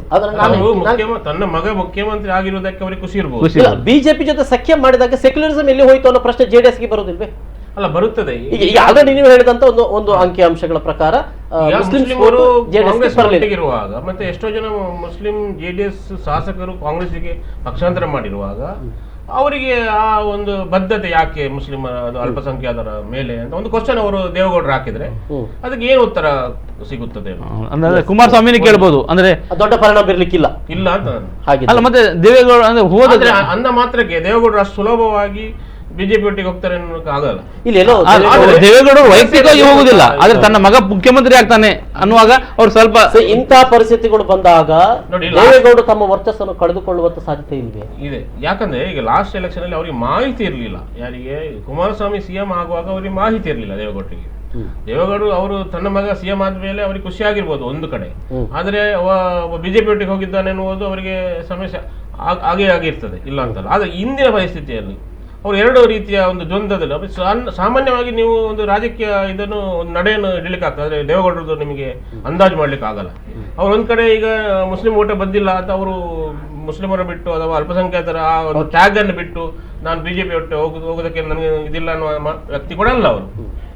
ಮತ್ತೆ ಇವತ್ತು ಬರಲಿಲ್ಲ ಅನ್ನೋ ಕಾರಣಕ್ಕಾಗಿ ನಾವು ಮುಸ್ಲಿಮರನ್ನು ನಿರಾಕರಿಸಿ ಬಿಟ್ರೆ ಅಥವಾ ಮುಂದೆ ಯಾವತ್ತೋ ಅವರಿಗೆ ಒಟ್ಟು ಸಿಗದೆ ಅನ್ನೋ ಸಾಧ್ಯತೆ, ಮತ್ತೆ ಯಾವತ್ತು ಪಕ್ಷವೇ ಅಸ್ತಿತ್ವದಲ್ಲಿ ಅಂದ್ರೆ ಈಗ ಚುನಾವಣೆಯಲ್ಲೂ ಕೂಡ ಮುಸ್ಲಿಮರು ಕೋಪಗೊಳ್ಳಿಕ್ಕೂ ಕಾರಣ ಕೂಡ ಇದೆ. ಯಾಕಂದ್ರೆ ಇವರು ಎಲ್ಲೆಲ್ಲ ಕಾಂಗ್ರೆಸ್ ಪ್ರಭಾವಿ ಪ್ರದೇಶ ಇದೆ ಅಲ್ಲೆಲ್ಲವೂ ಮುಸ್ಲಿಂ ಅಭ್ಯರ್ಥಿಗಳನ್ನು ನಿಲ್ಲಿಸಿದ್ದಾರೆ. ಸೊ ಇದು ಯಾವ ಸಂದೇಶವನ್ನು ಸಾರಿತು ಅಂತ ಹೇಳಿತು ಅಂತ ಹೇಳಿದ್ರೆ ಅಂದ್ರೆ ಇವರು ಬಿಜೆಪಿಯೊಂದಿಗೆ ಮೈತ್ರಿ ಮಾಡಿಕೊಂಡಿದ್ದಾರೆ. ಈಗ ನಾವು ಉಳ್ಳಾಳದಲ್ಲಿ ಹೋಗಿ ಹೇಳೋದಾದ್ರೆ ಈಗ ಅಶ್ರಫ್ ಅಲ್ಲಿ ನಿಂತ್ಕೊಂಡಿದ್ದ ಅಂದ್ರೆ ಎಲ್ಲಿ ಕಾಂಗ್ರೆಸ್ ಪ್ರಭಾವಿ ನಾಯಕನ ನಿಲ್ಲಿಸ್ತಾರೆ ಅಂದ್ರೆ ಅಲ್ಲಿ ಗೆಲ್ಲುವುದಿಲ್ಲ ಅಂತ ಗೊತ್ತಿದೆ ನಿಮಗೆ. ಹಾಗಿರುವಾಗ ಅಲ್ಲಿ ಕೂಡ ನಿಲ್ಲಿಸಿದೆ ಅಂದ್ರೆ ನೀವು ಅಲ್ಲಿ ಕಾಂಗ್ರೆಸ್ ಅಭ್ಯರ್ಥಿಯನ್ನು ಸೋಲಿಸಲಿಕ್ಕೆ ಅಂತ ನಿಂತಿದ್ದು ಇದು ಮುಸ್ಲಿಮರಲ್ಲಿ ಈ ಕಾರಣಗಳು ಕೂಡ ಈ ಅಲ್ಪಸಂಖ್ಯಾತ ಈಗ ತುಂಬಾ ಪ್ರಾಮಿನೆನ್ಸ್ ಯಾಕೆ ಬರ್ತಾ ಇದೆ ಅಂದ್ರೆ ಈ ಕೇಂದ್ರ ಸರ್ಕಾರದ ಮೋದಿ ಸರ್ಕಾರದ ಬಿಜೆಪಿ ಇತ್ತೀಚೆಗಿನ ಕೆಲವು ನಿಲುವು ದಲಿತರ ಬಗೆಗಿನ ಮತ್ತು ಅಲ್ಪಸಂಖ್ಯಾತ ಈ ಕಾರಣಕ್ಕಾಗಿ ಮುಸ್ಲಿಮರು ಜಾಸ್ತಿ ಕಾಂಗ್ರೆಸ್ಗೆ ಅಂದ್ರೆ ಅನಿವಾರ್ಯ. ನಮಗೆ ಆಯ್ಕೆ ಯಾವುದು ಅಂತ ಆಯ್ಕೆ ಇಲ್ಲ. ಬಿಜೆಪಿ ಹಿಂದೂ ಓಟ್ ಪೊಲರೈಸ್ ಮಾಡಿದಾಗ ಹಿಂದೂ ಓಟ್ ಪೊಲರೈಸ್ ಆಗೋದಕ್ಕಿಂತ ಜಾಸ್ತಿ ಮುಸ್ಲಿಂ ಓಟ್ ಪೊಲರೈಸ್ ಆಗ್ತಾ ಇರೋದು, ಅಲ್ಪಸಂಖ್ಯಾತ ಓಟ್. ಈಗ ಕುಮಾರಸ್ವಾಮಿ ಅವರು ಹೇಳುವಾಗೆ ನನ್ನ ಬಾಗಿಲಿಗೆ ಹತ್ರ ಬರಬೇಡಿ ಅಂತ ಏನು ಅವ್ರು ಹೇಳ್ತಿದ್ರೆ ಅದು ಹಠವಾಗಿ ತೆಗೆದುಕೊಂಡ್ರೆ ಇಲ್ಲಿ ನನ್ನ ಪ್ರಕಾರ ಅವ್ರು ಏನ್ ಮಾಡ್ಬೋದು ಅಂತ, ಈಗ ಆಲ್ರೆಡಿ ಅವರು ಸಿಂಗಾಪುರಕ್ಕೆ ಹೋಗಿದ್ದಾರೆ. ಯಾರ್ಯಾರು ಜೆಡಿಎಸ್ ವಿನ್ ಆಗ್ತಾರೆ ಅವ್ರಿಗೆಲ್ಲ ಸಿಂಗಾಪುರ ಟಿಕೆಟ್ ತಗೊಂಡು ಸೀದಾ ಅವ್ರಿಗೆ ಚಾನ್ಸಸ್ ಇದೆ. ಮೊದಲೆಲ್ಲ ರಿಸಾರ್ಟ್ ಅಲ್ಲಿ ಇರ್ತಿದ್ರಲ್ಲ, ಇಮಿಡಿಯೇಟ್ ಟಿಕೆಟ್ ಕೊಟ್ಟು ಅವರಿಗೆ ಸಿಂಗಾಪುರ ಹತ್ತಿಸಿದ್ರೆ ಬಿಜೆಪಿ ಅವರಿಗೆ ಕಾಂಗ್ರೆಸ್ ಅವರಿಗೆ ಅವ್ರನ್ನ ಪೋಷಿ ಮಾಡೋದು ಸುಲಭ ಆಗುದಿಲ್ಲ. ಸೊ ಆ ಉದ್ದೇಶ ಅವರೆಲ್ಲರನ್ನ ಅಲ್ಲಿ ಕೂತ್ಕೊಳ್ತಾರೆ, ಮತ್ತೆ ಕುಮಾರಸ್ವಾಮಿ ಇಲ್ಲಿ ಬರ್ತಾರೆ ಅಥವಾ ಅವರು ಇವರನ್ನೇ ಅಲ್ಲಿ ಕರೆಸ್ಕೊಳ್ತಾರೆ. ಒಂದು ವೇಳೆ ನಾನು ಯಾರಿಗೂ ಬೆಂಬಲ ಕೊಡುವುದಿಲ್ಲ ಅಂತ ಗಟ್ಟಿಯಾಗಿ ಕೂತ್ರೆ ಚುನಾವಣೆ ಬರ್ಬೋದು. ಅವರ ಇದು ಕೂಡ ಅಷ್ಟೇ. ಇಲ್ಲ ಅಂತದ್ದು ನಿಂತ್ಕೊಂಡ್ರೆ ಒಂದಲ್ಲ ಒಂದು ಸಮಯದಲ್ಲಿ ಜೆಡಿಎಸ್ನ ಒಂದು ವರ್ಗ ಅಂದ್ರೆ ಇವರು ಹೇಳಿದಾಗೆ ಒಂದು 20-22 ಶಾಸಕರು ಖಂಡಿತವಾಗ್ಲೂ ಅವರನ್ನು ಬಿಟ್ಟು ಬರ್ತಾರೆ. ಯಾರಿಗಾದ್ರೂ ಅಧಿಕ ಈಗ ಮತ್ತೊಮ್ಮೆ ಚುನಾವಣೆಗೆ ಹೋಗ್ಲಿಕ್ಕೆ ಇರುವುದಿಲ್ಲ.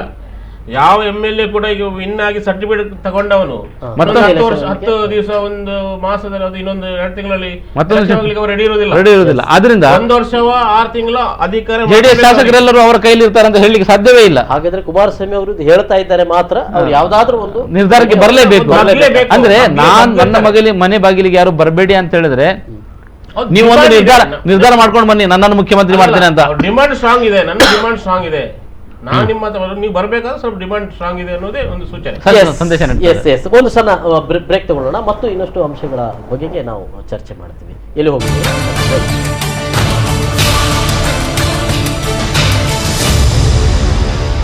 ಮತ್ತೊಮ್ಮೆ ಸ್ವಾಗತ. ನಾಳಿನ ಫಲಿತಾಂಶ ಬೀರುವಂಥ ಪರಿಣಾಮಗಳು ಏನು, ಅದು ಯಾವ ರೀತಿಯ ಒಂದು ವಾತಾವರಣ ಮತ್ತು ಭವಿಷ್ಯವನ್ನು ಸೃಷ್ಟಿ ಮಾಡಬಹುದು ಅನ್ನೋದ್ರ ಬಗ್ಗೆ ನಾವು ಈಗಾಗಲೇ ಚರ್ಚೆ ಮಾಡ್ತಿದ್ದೆವು. ಓಕೆ, ರಾಜ್ಯದ ಬಗ್ಗೆ ನಾವು ಚರ್ಚೆ ಮಾಡಿದ್ದೇವೆ. ಸಿದ್ದರಾಮಯ್ಯ ಏನಾಗ್ತಾರೆ ಅಥವಾ ಯಡಿಯೂರಪ್ಪ, ಯಾಕೆಂದರೆ ಒಬ್ಬ ವ್ಯಕ್ತಿಯಾಗಿಯೂ ಕೂಡ ಒಬ್ಬ ನಾಯಕರಾಗಿದ್ದವರು ಏನಾಗಬಹುದು ಮುಂದಿನ ಈ ಫಲಿತಾಂಶ ಅಂದರೆ ಒಂದು ಅಷ್ಟು ಧ್ರುವೀಕರಣವನ್ನು, ಒಂದಷ್ಟು ಸ್ಥಿತ್ಯಂತರಗಳನ್ನು ಕೂಡ ಇದು ಸೃಷ್ಟಿಸಬಲ್ಲದು ಅನ್ನುವಂಥದ್ದು. ಓಕೆ, ನಾನು ಜಿಲ್ಲೆಯ ರಾಜಕಾರಣಕ್ಕೆ ಸಂಬಂಧಪಟ್ಟ ಹಾಗೆ ನಾನು ಬರ್ತಾ ಇದ್ದೇನೆ. ಜಿಲ್ಲೆಯ ರಾಜಕಾರಣಕ್ಕೆ ಸಂಬಂಧಪಟ್ಟ ಹಾಗೆ ಬಹಳ ಮುಖ್ಯವಾಗಿ ಒಂದು ವೇಳೆ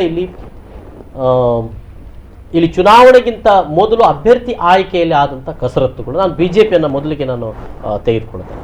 ಅಲ್ಲಿ ಆದಂಥ ಕಸರತ್ತುಗಳು, ಕಲ್ಲಡ್ಕ ಭಟ್ರು ಮತ್ತು ಸಂತೋಷ್ ಜಿ, ಇಲ್ಲಿ ಅಭ್ಯರ್ಥಿಗಳ ಆಯ್ಕೆಯಲ್ಲಿ ಒಂದಷ್ಟು ಕಸರತ್ತುಗಳಾಗಿ ಕೆಲವು ಭಟ್ರ ಬೆಂಬಲಿಗರಿಗೂ ಸಿಕ್ಕಿದೆ, ಇನ್ನು ಕೆಲವು ಸಂತೋಷ್ ಜಿ ಬೆಂಬಲಿಗರಿಗೂ ಕೂಡ ಸಿಕ್ಕಿದೆ. ಇಂಥದ್ರಲ್ಲಿ ಆಗಿರುವಂಥದ್ದು ಅಂದರೆ ಇಲ್ಲಿ ನಾಳೆ ಬರುವಂಥ ಫಲಿತಾಂಶಗಳು ಇಲ್ಲಿ ಕೂಡ BJP ಒಳಗಡೆ ಕೂಡ ಒಂದಷ್ಟು ಬದಲಾವಣೆಗಳನ್ನು ತರಬಹುದಾ ಅಂತ ಅನ್ನುವಂಥದ್ದು. ಅಲ್ಲ, ನಮಗೆ ಈಗ ನಮ್ಮ ಈ ಮುಂಗಾರು ಸಮೀಕ್ಷೆಯ ಪ್ರಕಾರ 5 ಸೀಟುಗಳು ಕನ್ಫರ್ಮ್ ಆಗಿ ಕಾಂಗ್ರೆಸ್ಗೆ ಬರಬಹುದು ಅಂತ.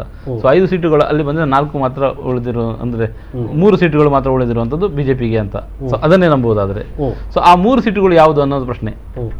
ಈಗ ಆ 3 ಸೀಟುಗಳಲ್ಲಿ ಬಂದರೆ, ಒಂದು ವೇಳೆ ವೇದವ್ಯಾಸ ಕಾಮತ್ ಬಂದರು, ಮಂಗಳೂರಿನಲ್ಲಿ ಗೆದ್ದು ಬಂದರು ಅಂತ ನಿಂತಿದ್ರೆ ಅದು ಬಹುತೇಕ ಒಂದು ಮಾತು ಏನಂತ ಹೇಳಿದ್ರೆ ನಳಿನ್ ಕುಮಾರ್ ಕಟೀಲ್ ಅವರ ಬೆಂಬಲಿತವಾದಂಥ ಅಭ್ಯರ್ಥಿ ಅಂತ ಅನ್ನುವಂಥದ್ದು. ಆಗ ಆ ಸಂದರ್ಭದಲ್ಲಿ ನಳಿನ್ ಕುಮಾರ್ ಕಟೀಲ್ ಅವರು ಮತ್ತು ಒಂದಷ್ಟು ಗಟ್ಟಿಯಾಗಿ ಮುಂದಿನ ಪಾರ್ಲಿಮೆಂಟ್ ಚುನಾವಣೆಗೂ ಕೂಡ ಅವರು ಒಂದಷ್ಟು ಅವಕಾಶ. ನೀವು ಇಲ್ಲಿ ಸಂತೋಷ್ ಜಿ ಮತ್ತು ಇದು ಪ್ರಭಾಕರ್ ಭಟ್ರು ಇದರ ಮಧ್ಯೆ ತಾಕಲಾಟದ ಬಗ್ಗೆ ಮಾತಾಡಿದ್ರಿ. ಅಂದ್ರೆ ನಳಿನ್ ವೇದವ್ಯಾಸ ಕಾಮತ್ ಗೆದ್ದರೆ ಅದು ಸಂತೋಷ್ ಜಿ ಗೆದ್ದ ಹಾಗೆ, ಹಾಗೆ ಅಲ್ಲಿ ನಾವು ಬಂಟ್ವಾಳದಲ್ಲಿ ರಾಜೇಶ್ ಅವರು ಗೆದ್ರೆ ಭಟ್ರು ಗೆದ್ದ ಹಾಗೆ, ಆದರೆ ಸುಳ್ಯದಲ್ಲಿ ಅಂಗಾರ ಗೆದ್ರೆ ಯಾರು ಗೆದ್ದ ಹಾಗೆ ಅನ್ನುವಂಥ ಪ್ರಶ್ನೆ ಬರ್ತದೆ. ಯಾವ ಬಣ ಕೂಡ ಬರುವುದಿಲ್ಲ. ಅಂದ್ರೆ ಇಲ್ಲಿ ಇವರು ಸಮಾನವಾಗಿದ್ದಾರೆ ಅಂತ ಇಲ್ಲಿಬ್ರು ಕೂಡ ಹಾಗೆ ಬರ್ತದೆ. ನೀವೇನು ಹೇಳ್ತೀರಿ? ಈಗ ಇಲ್ಲಿ ಈ ಬಾರಿಯ ಚುನಾವಣೆಯ ರಿಸಲ್ಟ್ ಹೇಗೆ ಬರ್ಬೋದು ಅನ್ನೋದು ಕಷ್ಟಕರ ಮತ್ತು ಕ್ಲಿಷ್ಟಕರ ಆಗಿದೆ. ಈ ಲಾಸ್ಟ್ ಚುನಾವಣೆಯಲ್ಲಿ 8ರಲ್ಲಿ ಜಾಸ್ತಿ ಕಾಂಗ್ರೆಸ್ ಬಂತು. ಅದು ಇಡೀ ರಾಜ್ಯದಲ್ಲಿ, ದೇಶದಲ್ಲಿ ದೊಡ್ಡ ವಿಷಯ ಆಗುತ್ತೆ. ಯಾಕಂದ್ರೆ ಇಲ್ಲಿ ಹಿಂದೂ ಪೊಲರೈಸೇಷನ್ ಆಗ್ತಾ ಇದೆ, ಇದು ಲ್ಯಾಬ್ ಇದೆ, ಆಗಿಲ್ಲ ಏನೇನೋ ಮಾತಾಡ್ತಾ ಇದ್ರಲ್ಲ. ಅದೆಲ್ಲ ಮೀರಿ ಇಲ್ಲಿಯ ಜನ 3 ಜನ ಅಲ್ಪಸಂಖ್ಯಾತರು, 4 ಜನ ಅಲ್ಪಸಂಖ್ಯಾತರನ್ನು ಒಟ್ಟು ಅಷ್ಟು ಜನ ಗೆದ್ದರು. ಈ ಬಾರಿ ಏನಾಗಿದೆ ಅಂದರೆ ಈ ಕಾಂಗ್ರೆಸ್ನವರಿಗೆ ಒಂದು ಇದಿತ್ತು, ನಾವು ಗೆದ್ದೇ ಗೆಲ್ತೇವೆ, ಎದುರಿನ BJP ಕ್ಯಾಂಡಿಡೇಟ್ ಎಲ್ಲ ಹೊಸಬರು ಅಂತ ದೊಡ್ಡ ಜನ ಅಲ್ಲ ಅನ್ನೋ ಕಾರಣಕ್ಕಾಗಿ ಸ್ವಲ್ಪ ಒಂದು ಉದಾಸೀನತೆ ಅವರಲ್ಲಿ ಇತ್ತು.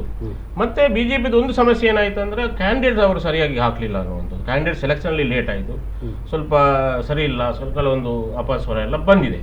ಈ ಹಿನ್ನೆಲೆ ನೋಡಿದ್ರೆ ಒಂದು 50-50 ಚಾನ್ಸಸ್ ಇರುವಂಥದ್ದು BJPಗೆ ಸ್ವಲ್ಪ ಮೈನಸ್ ಆಗಿದೆ ಅಂತ ನನ್ನ ಅಭಿಪ್ರಾಯ. ಕಾಂಗ್ರೆಸ್ ಕಂಪ್ಲೀಟ್ BJP ಜಾಸ್ತಿ ಬರ್ಬೋದು ಅನ್ನುವಂತ ಒಂದು ಮಾತು ಒಂದು ಕಡೆಯಿಂದ ಬರ್ತದೆ, ಇಲ್ಲ ಎಲ್ಲ ಕಾಂಗ್ರೆಸ್ನವ್ರು ಗೆಲ್ತಾರೆ ಅನ್ನೋ ಮಾತು ಕೂಡ ಇದೆ. ಅಂದ್ರೆ ನಾವು ಎರಡು ಕೂಡ ಆಗುದಿಲ್ಲ. ಒಂದು 5 ಸೀಟು ಅಂದ್ರೆ BJP ಇನ್ನೂ ಗೆಲ್ಲುವ ಚಾನ್ಸ್ ಇತ್ತು, ಆದ್ರೆ ಅವರ ಸೆಲೆಕ್ಷನ್ ಇಂದಾಗಿ ಡಿಲೇ ಆಗಿದ ಕಾರಣಕ್ಕಾಗಿ ಅವರು ಸೋತಿದ್ದಾರೆ, ಕೆಲವೊಂದು ಇದು ಮಾಡಿದ್ದಾರೆ. ಕಾಂಗ್ರೆಸ್ನವರು ಇಲ್ಲಿ ಯಾಕಾದ್ರೆ ಸೋತಿದ್ರೆ ಅದಕ್ಕೆ ಆ ಕ್ಯಾಂಡಿಡೇಟ್ ಪ್ರಚಾರ ಮಾಡದಿರುವುದು, ಸರಿಯಾಗಿ ಪ್ರಚಾರ ಮಾಡದಿರುವುದು ಕಾರಣ ಆಗ್ತದೆ. ಹೇಳುವಂಥದ್ದು ಆಯ್ಕೆಯಾಗುವ ಅಭ್ಯರ್ಥಿಗಳು ಒಂದು ವೇಳೆ ಕಾಂಗ್ರೆಸ್ನಿಂದ ಬಹುತೇಕ ಎಲ್ಲಾ ಅಭ್ಯರ್ಥಿಗಳು ಗೆದ್ದರೆ ಯಥಾಸ್ಥಿತಿ ಅದು ಕಳೆದ ಬಾರಿ ಇದ್ದ ಹಾಗೆ ಎಲ್ಲರೂ ಇರ್ತಾರೆ.